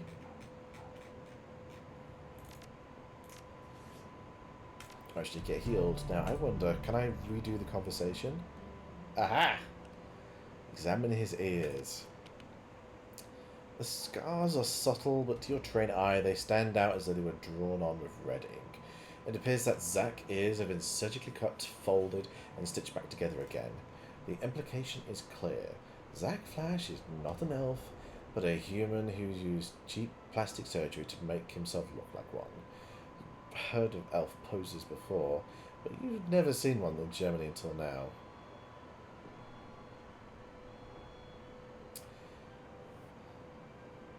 You know, cosmetic optoplasty has come a long way in recent years. You can probably stand to have those ears touched up. The surgical scars are hard to miss. All at once, the smile vanishes from Zack's face. A bead of sweat traces it way down his cheek. Look, you can't tell anyone about this, right? The I'm the magic elf shtick boosts my sales. No, buddy, you're safe with me. If he recoils as though he's been struck, you're not going to try and extort money out of me? Or blackmail me for Nigel or anything? Yeah, doesn't make sense. It's cool, Zack. You've nothing to worry about from me. Oh, okay. Oh, thank you.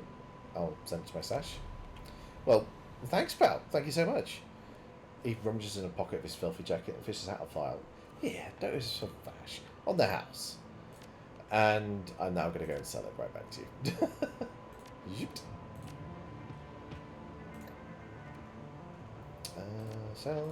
Sell. Thank you for the flash. Here, give me money.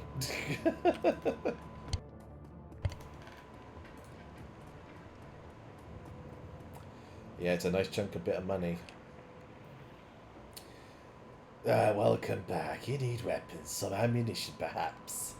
I'm here to buy. Can you tell me about your inventory? We have weapons from all across Europe. Ares, Seska, Fischetti, you name it. If it can be found on the continent, it can be acquired by Batch Arms. Oh, impressive setup. Let's do some business. Yes, please, let's do some business, because I really could do with some better weapons.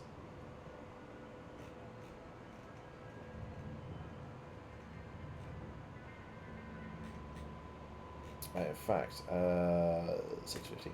I will buy that, and if I can, I'll buy the Easy Smart Link.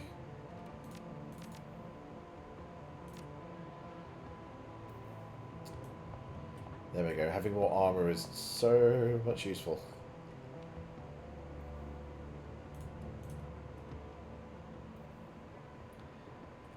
Welcome back. Blah blah blah blah blah blah blah blah blah blah.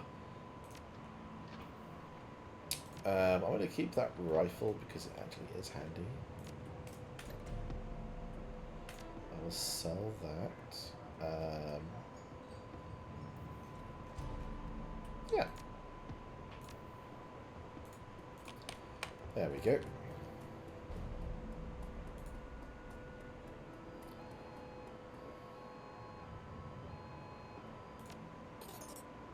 There we go. Toss some money in the bag.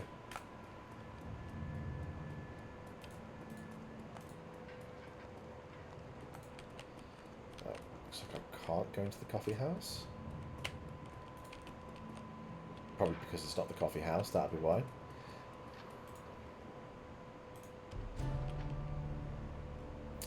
Welcome back! What can I do for you? I acquired this drone. Can you get it up and running again? Yeah, probably. Might take a bit of doing, though. I love working on these old corp drones. Can't make any guarantees, but either way, it's on the house. Well, leave it in your hands. Oh, start on it right now. See you later. Oh, hang on a second. There's something else I want to talk to you about. I need some tech, and I'm on a tight schedule. Show me what you got.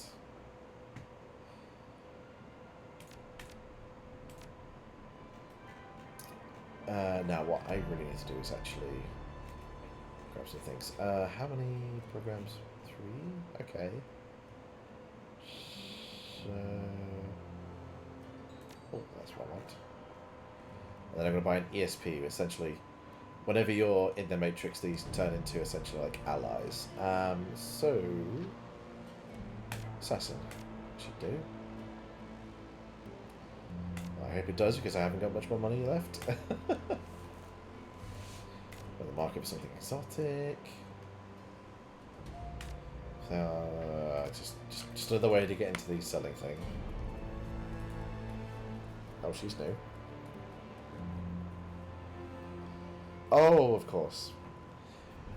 She tips an invisible hat. Hey there, remember me from the cafe? Name's Cammy. Are you looking for something? Yeah, it depends. Is there anything I should be looking for? Titters. Volunteering information? Oh, that's bad for business. This Altug wants me to tell you something, but that's rare. I'm just his ears and hands outside the cafe. He's got enough of a voice all his own. He doesn't seem to be afraid to use it either. Not in the slightest. Since you just moved here, I have some advice. If you haven't guessed already, he's got fingers in a lot of pies. I've seen what happens when he doesn't approve of someone or something. Pissing him off can't be worth it. And at the very least, you won't be able to get good coffee in this town again. So, what's the story between you and Altog? Oh, surely you guessed. Ah, that lucky bastard. You wish. If you're really curious, though, I'll tell you about it sometime. Right now, though, I have some errands to run. Come over sometime and we can chat over hookah or something, yeah? Again, lazily tips an invisible hat at you before turning to focus at a comm on her wrist.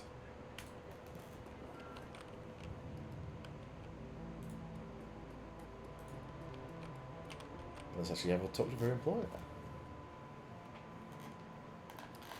I think it's like the thing for Cyberpunk. It's that hairstyle. I mean, even like Cyberpunk 2077, the female main character, she has one. It's like the Turk leans into you and keeps his voice low. I have information regarding that matter my people were looking into offending. The one involving the surveillance data on my data tap. Altog, I have been waiting for my coffee for nearly an hour already. Are you growing the beans out back? Can't you see that I'm speaking to an honoured guest? Tower of equivalent corpulence. His voice lowers again. Now then, as I was saying, we were fortunate that you happened upon that surveillance tap when you did. The people on the other end were planning a very bad thing, to be sure. Very bad thing? Quite bad, yes. Monica Schaefer was an important member of this community. More than most were aware of, this Kiers was under her protection. But you know how it is in the Flux Fandom. The governance of a place like this is tenuous at best. You never know who is going to be in charge from one day to the next. But Monica was a stabilizing force. And not because she was dangerous, she was smart and funny and wise. And she had a way with people. They wanted to support her, to follow her, because they loved her. When she was killed, it left an opening for others. It would have meant bloodshed and pain if this council had been allowed to continue the plan. But they did not. We saw to it, you and I. Indeed we did, Althog. The Cruise Bazaar will maintain its stability a while longer, thanks to us, my friend. Now, what can I do for you, Fendim? Would you like some coffee, perhaps? Just killing time. I'll be going now. Just asking for soy calf. Which, by the way, is kind of like, just like bog standard vending machine coffee, essentially. So, not the greatest. Oh, I haven't been in here, I don't think. No. Something about the young elf behind the counter makes your breath catch in your chest. She's lovely to look at, but it's a strange kind of beauty. Her eyes are large and luminous and impossibly green. As she looks up at you, you can see that her irises are flecked with iridescent gold. Hello, and welcome to Algernon's. Perhaps I can help you with something. As she smiles up at you, her eyes fixed on yours, a curious feeling of weightlessness fills your chest. It feels as though you're floating in a warm, calm sea. A gentle current pulls you closer to Absinthe, and the sensation is pleasant. As you drift, the golden specks in her eyes begin to move, and we look deeper into her eyes. The golden specks in the elf's eyes shift and swirl, slowly picking up speed. It's mesmerizing. All at once, the specks explode into light and colour. Absinthe's eyes now fill your field of vision, and it feels as if you're drowning in an alien sea. The patterns traced by shimmering specks in her eyes are kaleidoscopic, enchanting, and nearly impossible to turn away from. And you lose yourself. You are lost. Your entire world has been reduced to a churning vortex of greed and gold. Dimly you become aware that something is happening. You feel your body being buffeted by unseen forces, and suddenly everything goes black. Well, slowly and painfully, you struggle your way back to consciousness. The shop owner, Algernon, is peering down at you, an expression of concern on his face. Absinthe stands beside him, expression one of embarrassment. Welcome back, friend. Algernon extends a hand to help you to your feet. Absinthe shifts slightly to allow you to stand. What was that? What happened? My fault and apologies. Sometimes when I daydream, I bring others along for the ride. It was unintentional, yes, but there was no harm done, correct? You'll be fine. No harm done. If you excuse me, I'm going to stand in the corner for a little while. That didn't turn out too well. Greetings, young elf. The elf's voice is smooth as silk and rich as clotted cream. Something about him instantly puts you at ease. I am Algernon Half-Dream, the owner of this establishment. In my shop you will find only the finest in magical paraphernalia. Now tell me, how may I serve you? Well, I got a question for you, if you don't mind. You're in luck. I have a great many answers. What kind of magic do you practice? Shamanic? Hermetic? Personally, the true kind. But I sell goods tailored to all traditions in my shop. We do not discriminate. Now, is there anything else? What's your story? Have you been in the Cruise Bazaar long?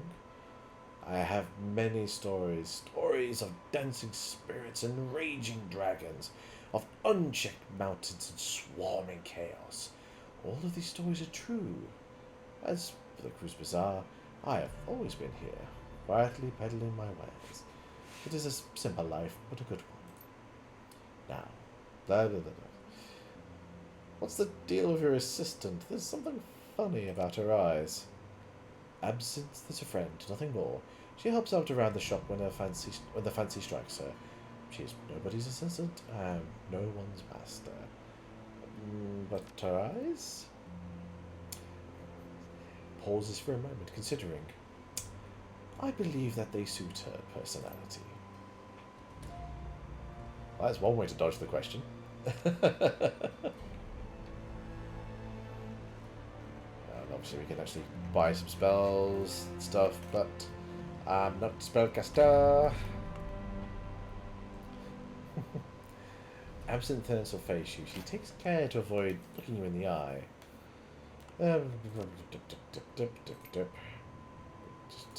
Just hey, can I buy something?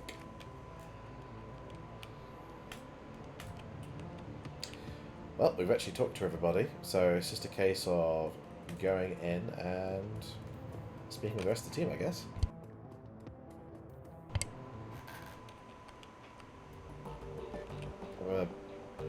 Butter is butter. Oh, I know a fair amount about it. It's like, I know, for example, Buddha was considered to be a man who went on the path of enlightenment, of peace and so on. Started off in India, travelled across into the east to China, I think it was, spreading the belief of Buddhism and so on. Eventually that belief filtered down into Japan, which became its own form of Buddhism, though that was eventually taken over, kind of converted. It was part Shinto belief, part Buddhism, but there was a healthy dose of Christianity was involved in as well. I could talk more, but we'd be here for a while. Let's look up at your approach. The table beside him is littered with cigarette butts, and a data jack cable dangles from a portable terminal set up by his side. Hey, Chief, you need something? Just checking in. You doing all right? Great, Chief. I'm doing just great. It's real nice to be able to wind down and relax for a change. No more worrying about this ganger or that ganger sneaking behind me, sneaking a knife between my ribs. It's a good change, Chief, gotta say. No one is ever really safe, not when gangs are involved. Don't let your guard down. His smile widens and he taps his chest. You can see the outline of a machine pistol through the leather in his jacket. Oh, true. You understand me, Chief? I never let my guard down, not even here. Well, now that you're all settled in, I've got some questions for you. I suppose so. Try to keep it short, okay, Chief? I've got things to do. How long were you in Dragonkippy? I ended up after the anarchist revolution of 39. I was just a kid back then. Didn't want to realise how good I was, how much money I could have made working the shadows. And so, being young and dumb, I fell in with the gang crowd. And that was that.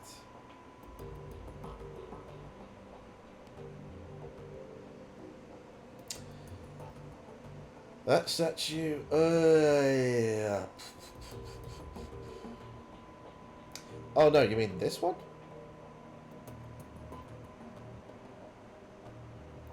Is it this one you mean? Or that one? Because I know that one is probably going to be something regarding Ganesh, most likely.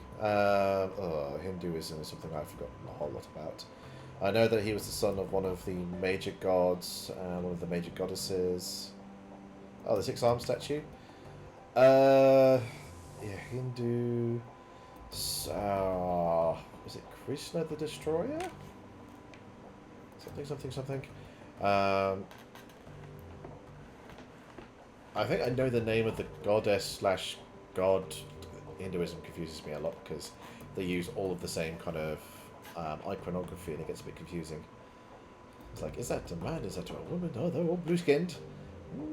Okay. But it's really interesting. But it's been a long time since I actually knew a lot about Hinduism. I was back from secondary school, and I haven't really encountered it much, bar from literally the goddess of destruction kind of popping up, like in games. That's about it. That's about as much as I think, and I'm guessing that's the goddess because she Usually it is shown with multiple arms, usually with various weapons. But, yeah. That's about it. I can tell you more about Ganesh. And so, yeah, what was I doing? So I've been young and dumb, I fell in with the gang crowd, and that was that. So, you are a member of a drug gang. Why should I trust you? Well, why wouldn't you, Chief? I mean, just look at me. I'm a trustworthy guy. Prove it. Tell me about the gang that you ran with. Well, I don't know all that much, Chief. I wasn't a member of gang leadership or anything. I'm not really sure why you care either. Consider it a test. I need to know where your loyalties lie. If that's what it'll take to trust you, fine. Anything for you, Chief. Well, where to begin? When I first arrived in Dragonfall, I spent some time taking the lay of the land. The Schwarzhausen was still a pretty small gang, strictly street level, but I could see they were going places. I did a little pro bono decking for the leader, a fat little dwarf named Dieter. Soon enough, I was part of the family. For a drug gang, the Schwarzhausen were decent folk. Made a lot of money with them. Helped take care of the hotel in the first place. We had a lot of good years there. And then Dieter was killed in a firefight, and our little happy family fell apart. I'm sorry to hear that. Save your sympathy. Dieter didn't mean direct to me. He and the rest of the gang were a convenient revenue stream. Especially what went down next, I wish I'd never met the little butterball. Considering how red some people's hair could be, it could be either. After Dieter kicked the bucket, his second in command took over. She was a real piece of work. Got herself Leonie Luster. She had a vicious streak a mile long, and she was none too fond of me. I can't imagine why not. Oh, what's not to like? That was sarcasm, mate. Maybe she felt threatened by my friendship with Dieter back before he ate the bullet. Or maybe she was just jealous of my rugged good looks. Who the hell knows? The point is, she went after me vigorously. Within 24 hours of Dieter's death, I had a price on my head. And then the hotel got taken over. So that's what you need to know about the Schwarzhausen. They were a great gang, a powerful gang, I'll make them that way. And then they had a management turnover and everything went to hell. That's it. End of story. Anything else you want to talk to me about? Whoa, wait a second. That isn't it. There's pretty big holes in that story. Oh, come on, Chief. This is all ancient history. Wouldn't you rather talk about the future, the runs we're going to go on, all the money we're going to make? Blitz, tell me what happened between Luster putting the price on your head and the hotel getting attacked. Alright, Chief, fine. That's what it takes to make you happy. So, I wasn't a buying, right? Members of the Schwarzhausen were loyal to Luster, all out for my blood, and all of the others were going to stick their necks out for me. The advantage of being a gang is protection in numbers. When those numbers turn against you, you gotta get creative if you want to stay alive. What did you do? Well, I had to. Lister declared war on me, so I retaliated, and I won.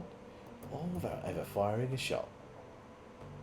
It's not an answer, mate. You won't be satisfied and simple out, will you? Okay, fine. I hacked into Luster's computer and sent all their information to a rival organisation. Remember Frank from the hotel? He was my liaison. They hit the Schwarzhausen and they hit him hard when they took the hotel, and then they took me. I'll admit that the plan backfired a little bit. Well, you did what you had to in your place. I'd probably done the same. Thanks, Chief. Knew you'd understand. Now, if you don't mind, I'd like to get back to what I was doing. That was all later, I'm sure. Chief, I'm glad to be a member of the team. I'm glad we'll be finishing up this playthrough soon because my throat is starting to hurt. Hello, doggy. Hello. Woof, woof. You look down to see a pair of bright eyes set into a scruffy looking face, looking back at you. Dante, Monica's old dog. Looking down into those huge brown eyes, you see intelligence and sadness. On some instinctive level, you must know that his master is gone. Dante lets out a small whine, then rubs his head against your leg. And so you pet him. and we pet him again. Oh, he needs to play dead? Okay.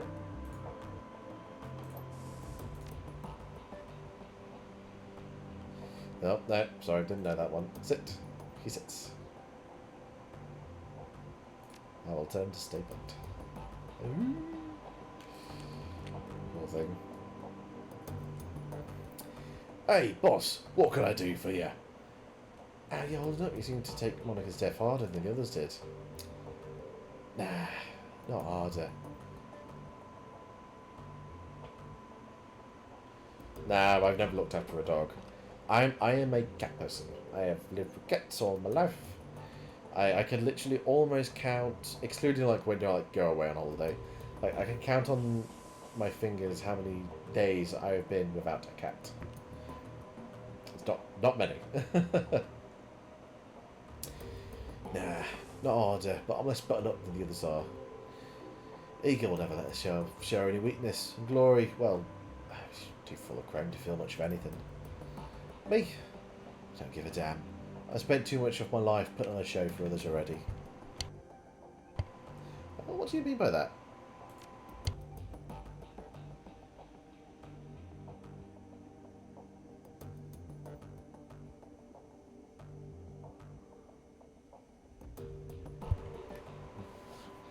Apologies, I'm being a little bit gassy, so if you're hearing those clicks, it's me from muting myself to deal with that.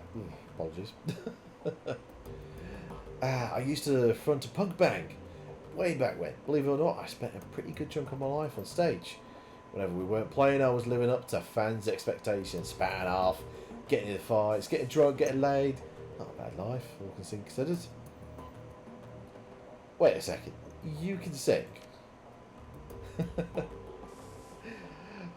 Regards you with a critical eye. I was the front man for a punk band, boss. Fuck no, I can't sing. But I wasn't half bad at running up a crowd. What was your band called? Maybe I heard of it. Oh, I doubt it, boss. We never really got any airplay. Since when did airplay have anything to do with good music? Ah, fair point, boss. Alright, I'll tell you. The band was called Mesakampf. Spelled just like it sounds, big capital letters with an exclamation point. We weren't a big act or anything. We sold a few records here and there, toured around Europe. Same story you'll hear for a bunch of other washed up old relics, I'm sure.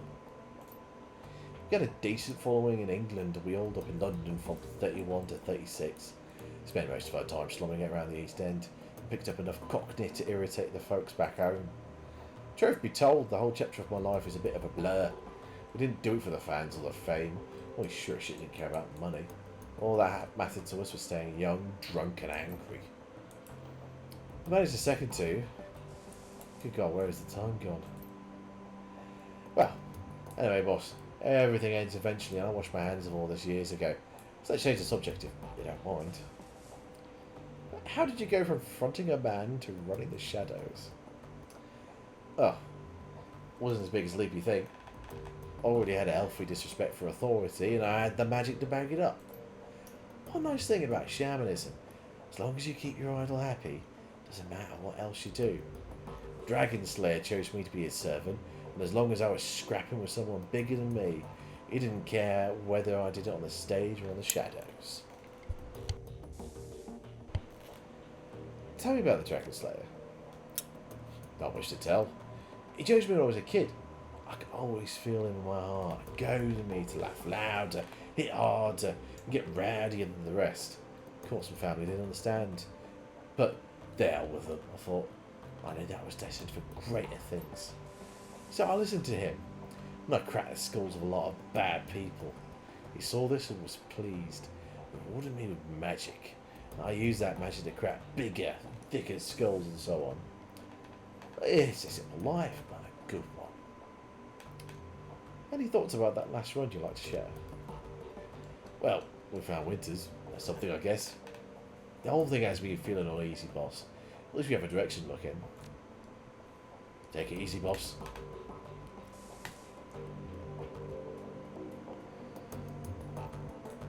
Oh, let's have a look at the mission computer. Any new messages? Nope. Read. Oh yeah. I would have done that. Open the jobs directory. Nope. Pay data. Oh, no pay data. But we did get some pay out of all of it. Thread. Where to find elves? Is there any elf clubs, bars in the downtown area? I really want to meet one. It's just so beautiful. Maybe we could go dancing. Do elves like dancing? There's one on Torsruff. Bring a bouquet of rose. Elves love a romantic. The elves clubs I know are members only due to creepy groupies, like you. Not really appealing when the guy is only after them for the shape of their ears. Yeah. Benno is a fraud. Broke my first rule, always get full payment up front. Left me hanging for 50% of the cash after completing the job. I'm sure he'll change his name by the time his posting goes up. Male elf, brown hair, gold eyes. Looks to be in his mid-50s. Be careful who you work for out there. Never thought I'd see you admit a mistake on that. On here. Thanks for the heads up. I'll keep my eyes open. We'll forward any info I come across we're still looking to collect from the guy. Pro shot. Sent you some surveillance footage. This your man? Sure is. Nice one. I'll split the tape with you if this lead pans out. Good to find there's still honour amongst runners. Okay. Oh, there's no thing for the other one. Right, let's talk with Eager. This is going to be real dear. Iger turns to face you. There was a pained look on her face. Look, I owe you an apology. Damn right you do. Angry her? Huh, that's okay. You got a right to be. When Monica died, I was pissed. That probably doesn't come as a huge surprise, but I took that anger out on you, and I shouldn't have. Seeing Winter's body like that was enough to convince me. You couldn't have done anything to help Monica, and I couldn't have either. We did it with something new. Monica was a good friend of mine. Her death hurt. I got carried away. And I said some things that I shouldn't have. I want to apologise for that. Anyway, that's all I wanted to say. Well, there are a few things I want to say. She stops, turns back to face you. You can see the wariness behind her eyes.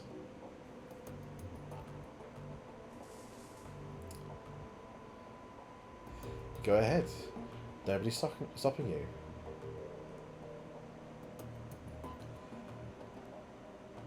Well, Monica did say to stand up for yourself, so... Okay, come on. That weak-ass apology changes nothing. Your behaviour after Monica's death was inexcusable.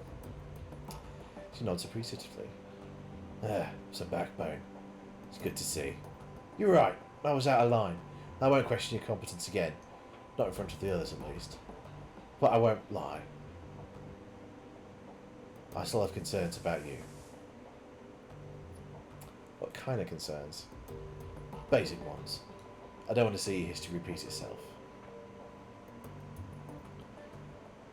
What history are you talking about?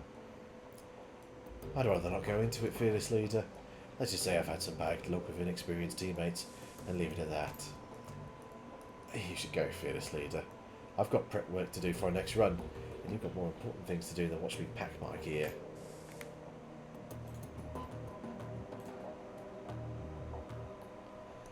Glory's expression remains distant, but her lips curl upward into a hint of a smile. Frostbites. Need something? Everything's still okay with you? You never need worry about me, Frostbite.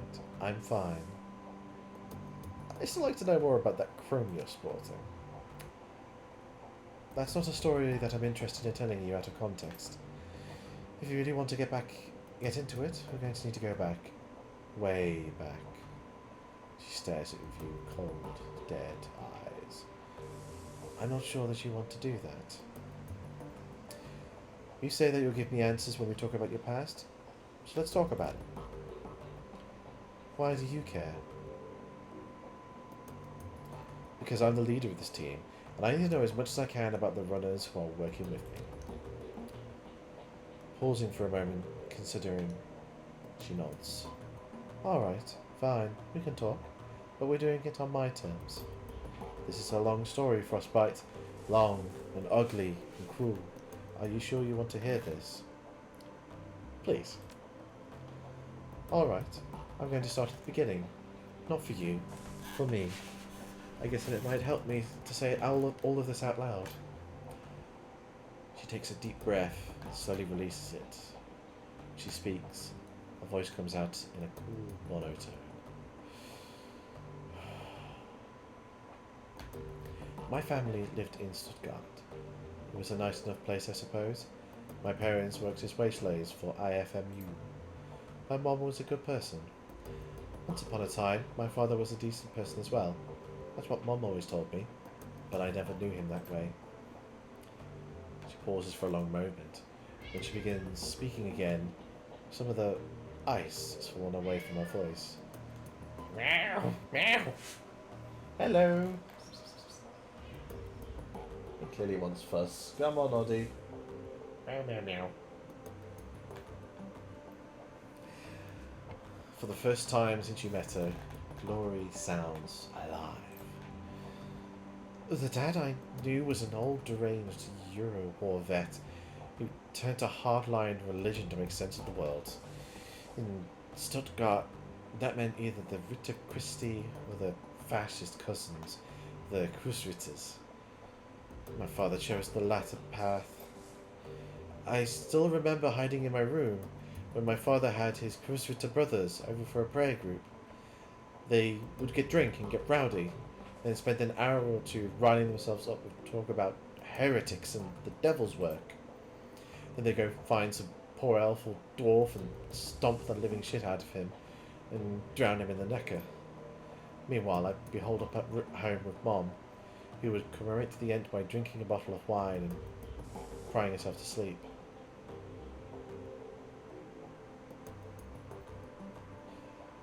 I'm sorry, Glory. No child should have to grow up around that. Thanks, Frostbite. This is difficult for me. Thank you for making it easier. Anyway, aside from the fact that my dad and his buddies were a bunch of murderous assholes, life was pretty normal. I went to school, made friends, hung out with my mom, kid stuff. Then I turned 14 and everything went to shit.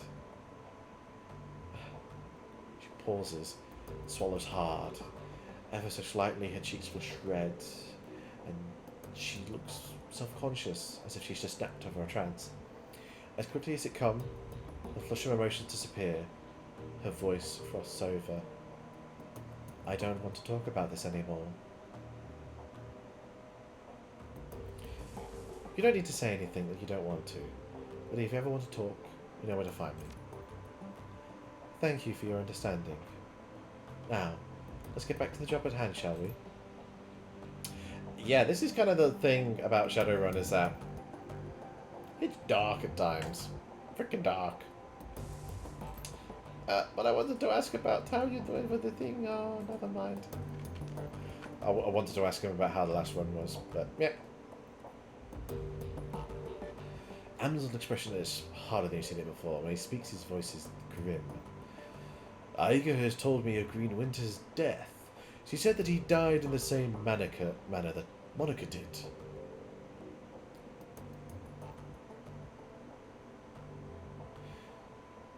It wasn't a pretty sight. I know that you and Iger have had your differences. I will tell you that she was badly shaken by the sight of Winter's body. She also mentioned that you found something in Winter's safe, a package of very old discs. May I see them?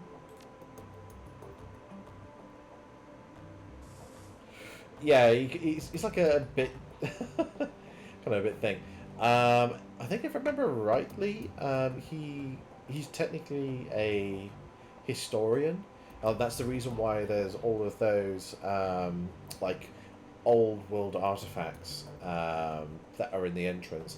So what he does is like he sells those stuff to like at museums and things. At least I think that's what it's like, and it makes more sense with his kind of his garb there, but it's a bit off.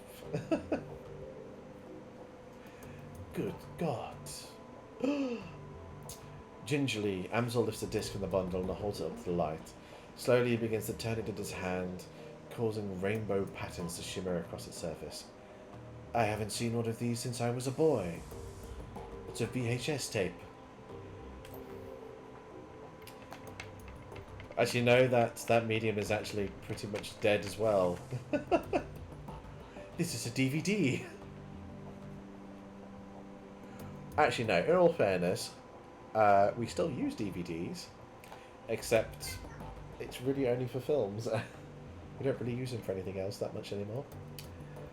I'm a data storage medium from the mid-2000s. I'm amazed that Winter was able to find a device that could play it. Do you know how we could read these things? He puts down the DVD in his hands and quickly inspects the other. The first disc I looked at might be readable. The others are damaged, some severely so. I have my doubts about them. For now, let's concentrate on the undamaged disc. There's a little shop outside. Data Haven. Talk to the proprietor. Minute Holy, she might be able to help. Tell her to put the cost of the device on my account. I'm on it.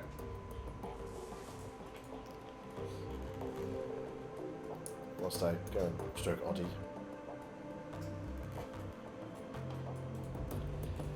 So I realise we have gone on... Ooh, wow, we've actually gone on a bit longer than I expected. We're going to keep on going until we get the next mission. And then we'll stop from there. I'm looking for something that can play back a DVD-ROM. Really? Hey, it's old tech. Very old. In fact, just a moment, I'll go back and look. Ah, yes, here we are. This display has old enough hookups to connect to a DVD player, RCA, you know, vintage. The player itself, though, this I do not have. Maybe we should try to look down at the junkyard. There's a scavenge in there, primitive man of crude disposition. If anyone here in the Cruise Bazaar can find the DVD player, he can, but he will most certainly attempt to overcharge you for it. But you're not here, for gossip. Shall we conclude a business? I could give you the display for, say, 200 yuan. Oh, all Amsel said to charge it to his account.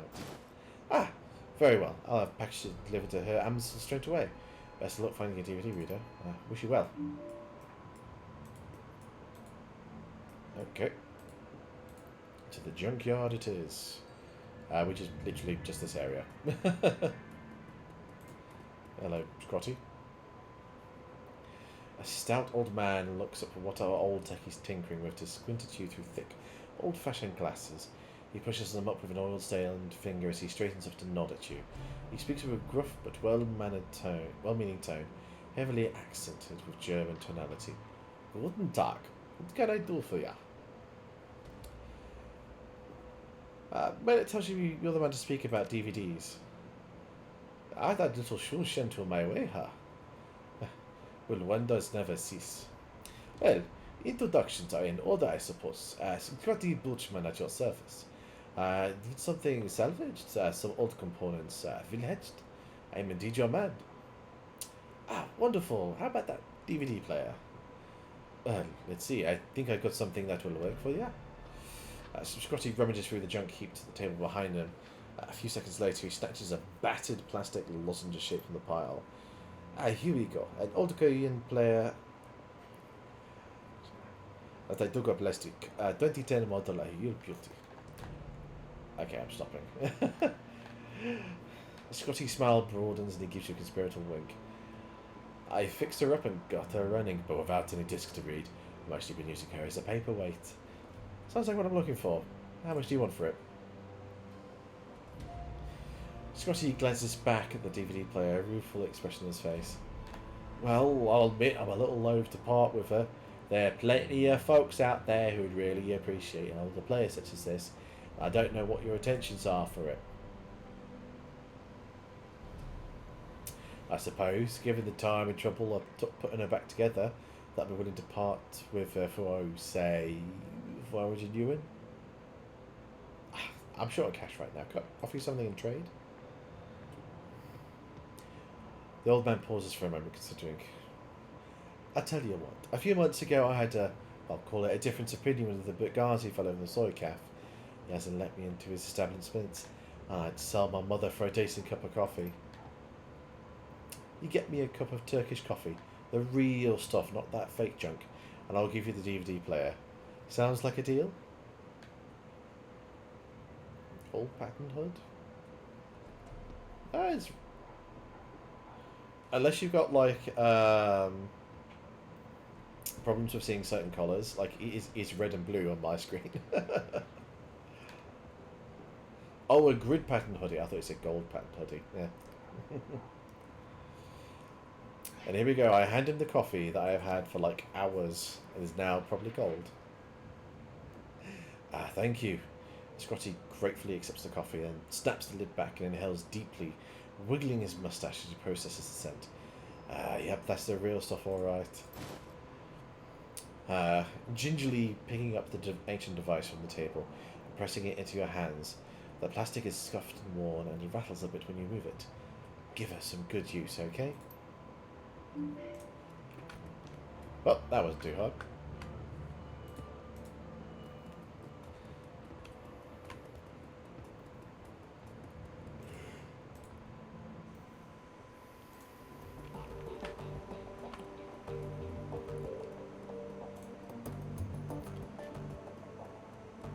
Alright, let's try this again. It seems that Ansel has assembled the team in your absence. They stand in a group around the old display that you've had Mallet deliver. On their faces you can see excitement and apprehension, curiosity and dread. Frostbite, have you procured a DVD reader? I have, it's right here. Good. This should only take a moment.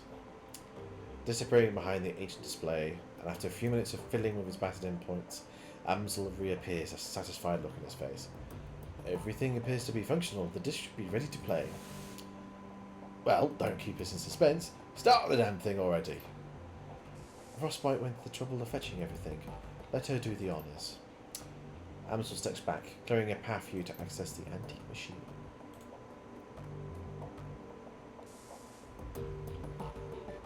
Well, that's track 1. The screen goes black and a cheerful digital chiming. A crackle of static fills the air, and coupled with a shrill electronic whine. After a few moments, the display goes live, and a disheveled-looking man appears on the screen. His eyes glitter with excitement. The timestamp on the screen is 2034-09-15. Hermie, I think we found her. After all this time, first shrink. I knew that she wasn't dead. His speech is jittery, and you can hear the urgency in his voice. She survived the Dragonfall. Just as I've always said, I knew it, and I was right. The screen explodes into static. An electronic whine in the background sharpens into a needle-like pulse of high-pitched sound. Somewhere in the background, Dante lets out a low whimper. The screen clears, and the excited face is closer to the screen it was before. The words spill out of him in a breathless tide. I'm taking a team into the socks to retrieve her. The radiation be damned. We will take appropriate precautions, of course, but we must go. Hermie, I think that the body may be nearby as well. Somehow, she survived for all this time. The screen explodes into static again and clears, the figure flickering off the screen. May not be back for some time. Look after Mom, okay? I worry about her. And Hermie, stay out of there. Stay safe out there. I know that things are heating up in Berlin, and I know you. Student protest, civil uprising, you'll be in the middle of it, I'm sure. Just stay safe, alright? And I'll do my best that I can. Do my best to do the same. I don't know what's going to happen when I step into the socks, but I do know one thing. If the Firewing is still a danger, I will put an end to her, once and for all. Track 2. The screen goes black for a moment, then a figure appears on the screen. Your late client, Green Winters. His elbow is planted on the table that he's seated at, and his chin rests on his palm. The other hand is wrapped around a bottle of cheap whiskey. The timestamp of the video reads 20:53-12:25. Found the message Adrian left me all those years ago. Got it cleaned up as best I could. Strange, hearing his voice again. It's good to hear him, even if he did insist on calling me Hermie. Dr. Adrian Verclair, the hero of the people, the Dragon Slayer, my brother. Hard to believe it's been almost 20 years. Alright. So I'm going to start recording these DVDs again. For me. For Adrian. Whoever might wind up watching them. Every time I do this, it winds up feeling like I wasted time. I keep doing it anyway. On the off chance I find something important. If I stumble into the clue that leads me to my brother, I know that I'm going to want it on film. I've been doing this for almost 20 years now, after all. I was into quitting now. Christ. 20 years. All this time, and still no leads, even with all my contacts and my resources. Even with my legendary bullheadedness. I've made no progress at all. I haven't turned up a single goddamn thing. Want to hear something funny? Closest I got into the clue was a rumour. Apparently a team emerged from the socks a while back. It was clear in the day, but... and this. Supposedly they vanished without a trace. Not much of a rumour, considering I already know that you're gone, big brother. I live with that every day. There was a grinding sound of the DVD tray, and Green Winter's image appears on the screen. There's an eager look on his face. Timestamp on the video reads 2054, 1012. Stumbled upon this archival footage of First Swing's original attack months before the Dragonfall. Easy to forget how devastating it was. Adrian saved a lot of people by bringing it down. With the footage all queued up to play, starting it now. Additional comments to follow. A slow whir of the DVD player shifts to a high-pitched whine. A distorted, wavering image blooms into being on the screen. Timestamp in the upper right-hand corner of the screen marks the date, July the 6th, 2012. 8 years ago. It is difficult to make out what we're seeing at first. The scene is dark and smoky. The telltale flashes of emergency vehicle light flicker on the periphery of the screen. The camera pushes in, and you can make out two figures standing in the ruined landscape. All at once, the sound cuts in. Again, for those of you just joining us, we are coming to you live from Stolberg. A few hours ago, the Dragon First Wing launched an unprovoked attack on this sleepy Haas mountain town. And as you can see the results behind me, fire, ashes, and blood. We are joined tonight by a survivor of this latest and most horrifying attack. Sir, I understand that you've been through a terrible ordeal. Thanks for taking the time to speak with us tonight. Yes, of course. If you could, sir, could you please tell the people at home about your experience with the attack? It was just horrible.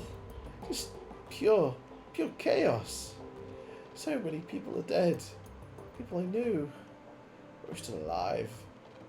Trampled to death trying to escape.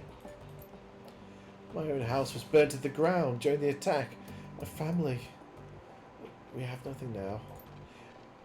You all made it through the attack, though. Your wives, your kids. Yeah, we made it, thank God. We rode out the attack in a small shelter. Me, my wife, and our 2 daughters. The shelter, it protected us, but the heat was just unbearable. We couldn't have stayed in there much longer than we did. How long will you hold up there? 3, maybe 4 hours. I don't know. We stepped inside. Humans. Inside until the heat died down and the screaming stopped. And what happened after that? When it was over, you know, when the air cooled down, we stepped outside. There was nothing left. Just smouldering wreckage in the...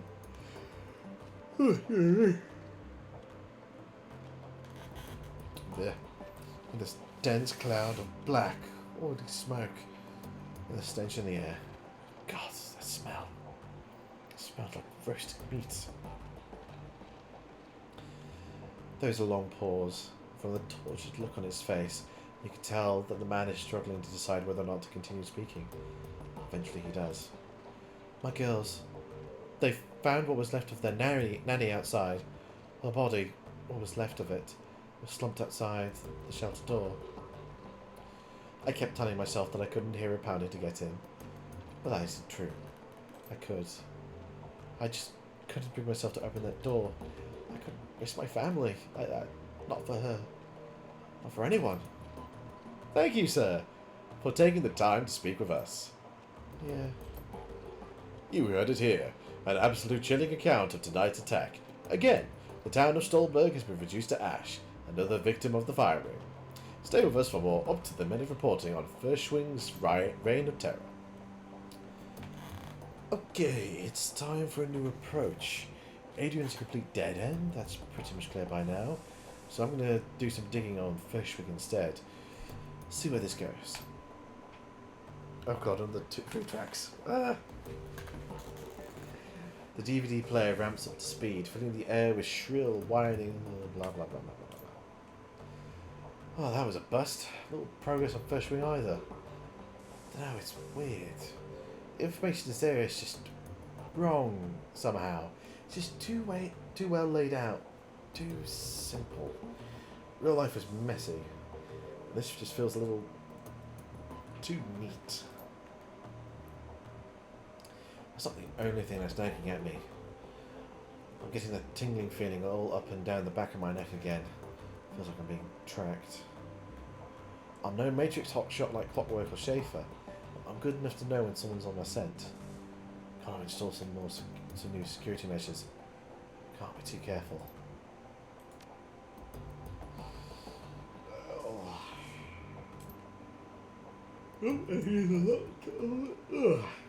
He is a bit more manic now.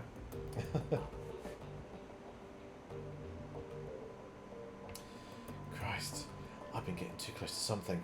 There's a trail of bodies and there have been disappearances. Gearbox, Marcian, Peregrine, they've all disappeared in the past few years. Gearbox just went AWOL last year, and they are all making the same sort of inquiries about firing that I've been. There are ghost stories spreading around the Decker community. Stories about Deckers disappearing and then showing up again later, but wrong somehow. Scary stuff. And I'm starting to think that it's true. I know the stories he's talking about, Chief. Never really put much stock on him. Not until now.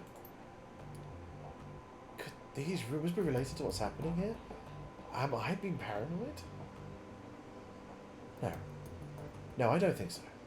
Something big is happening here, and I'm right in the middle of it. That's a bit of a leap. One other thing. Tosti's told me a story about a kill team that might be related to all of this.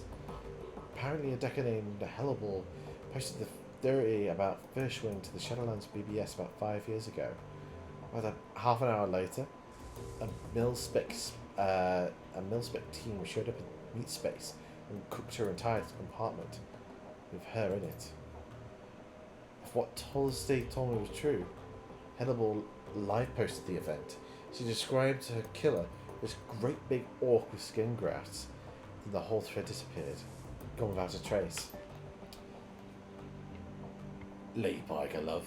Sounds like he was on the right track to me. Igor holds her silence, but concedes the point with a small nod. On the screen, Winter pauses. It looks like it's working up to something. I'm just going to go ahead and say it. This has got to be about Furschwing. All of it. Adrian was right about her. She's still alive. She's out in the socks. She's covering her tracks. Working in the shadows, preparing to rise again. And that means that I have to find you, Adrian. For everyone's sake. Thankfully, I've got a lead. For the first time in 2 decades, I've got a solid goddamn lead. I backtraced all the Matrix nodes that Hellebore was looking into, back before she got cooked. Whoever's been purging the Matrix didn't think about that. And I found that she turned up a set of map coordinates. So now I've got a target. Place to start digging. The Harfield Manor, conveniently located on an isolated stretch of countryside, miles away from prying eyes. Matrix records indicate that some sort of data vault exists beneath the estate. That's what I need to get into. And this is where we come in. I think I'm going to have to tap Schaefer for this job. She's got the skills to bypass whatever security they're running out there, and she's gullible enough to take the job in the first place. I'll feel some line about the flux state security. I shall eat it up with a spoon. I warned her. I warned her. Time to put the plans into motion. By this time tomorrow night, I should have the information that I need, and the off chance that Schaefer gets taken out. But that'll tell me something too. Can't make an omelette and all that. Until then. And the last one. Suspicions confirmed. Schaefer's dead. Christ. Okay. Okay. Back up. Slow down. Start from the beginning. Got the call from my contact in the Cruise Bazaar. Schaefer killed on the estate run. Matrix security at the estate cooked her brain. Considering Schaefer's skill and experience, on-site ice must have been extreme, even by Berlin standards. Security of that kind costs money, real money. Given the evidence uncovered so far, corporate involvement is unlikely. The connection to the firing is too strong. So let's come right out here and say it. Dragon is what we're dealing with here. And smart money says that she's coming for me. Well, I won't go down without a fight. I've still got my contacts, still got my connections, and the flux state can be a hell of a weapon for the man who knows how to manipulate it. Time for me to make my play. Ghost stories will know. Missing decals will know. I've got to jack into the Matrix and start pulling strings. The countermeasures I installed earlier should be more than enough to keep me safe for 20 minutes. I'll be in there. Schaefer's death was tragic. She was such a staunch supporter of the F state. But, still, all things considered, better her than me. If you're watching this, then I guess they caught up to me. They will be after you two now.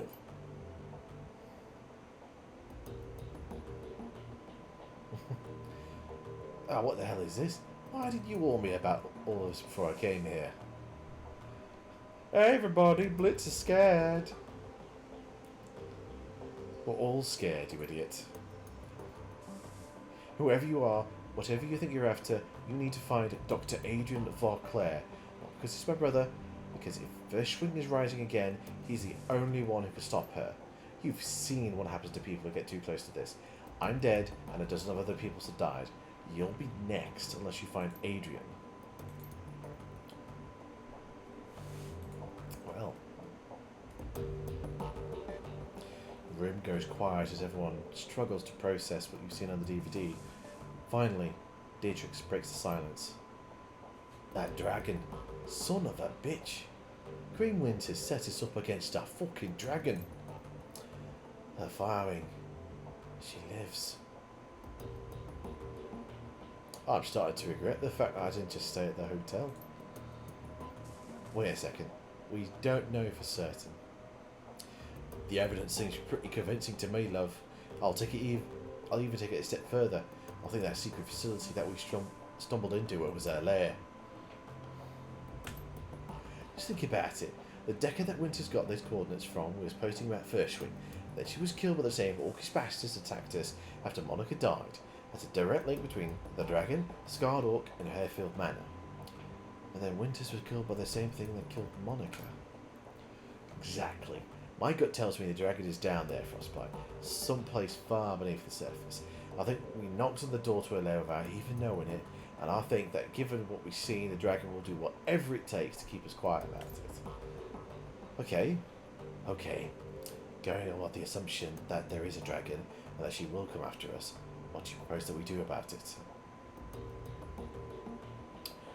I tell you what we're going to do.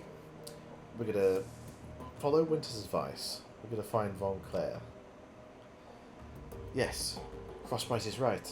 Finding Dr. Von Claire should be our priority. If we're going up against a dragon, we need to find ourselves a dragon slayer. Winters disappeared 20 years ago, searching for Von Claire, and it got him nowhere. Spent 20 years searching for Von Claire. How do you propose that we find him? With the help of an informational brother then. Let me guess. Back to the coffee shop? For this? No. While the Gazi is very capable, a task of this magnitude is beyond him. We need to make contact with the premier information broker in Berlin. We need to speak to Alice. Alice? Better look. I hope you're rich. For this, rich enough. Even if only.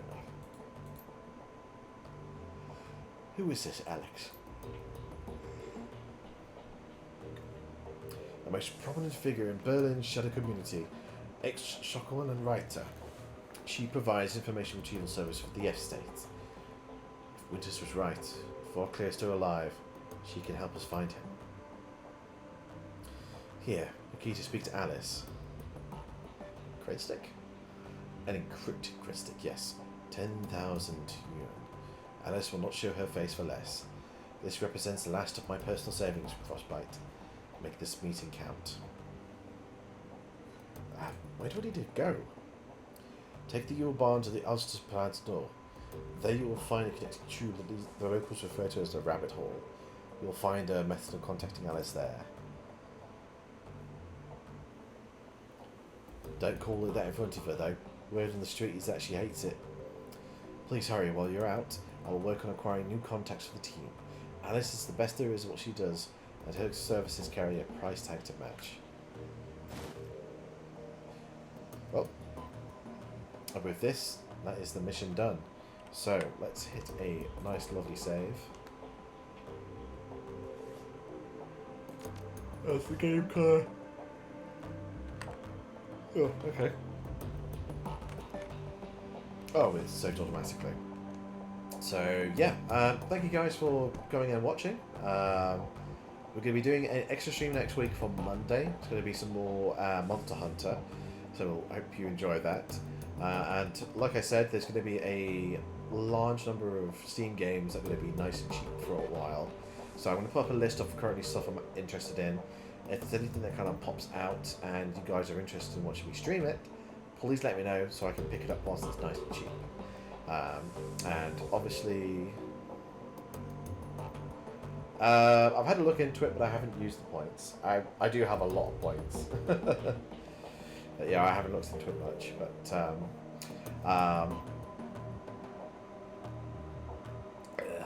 it's very dry.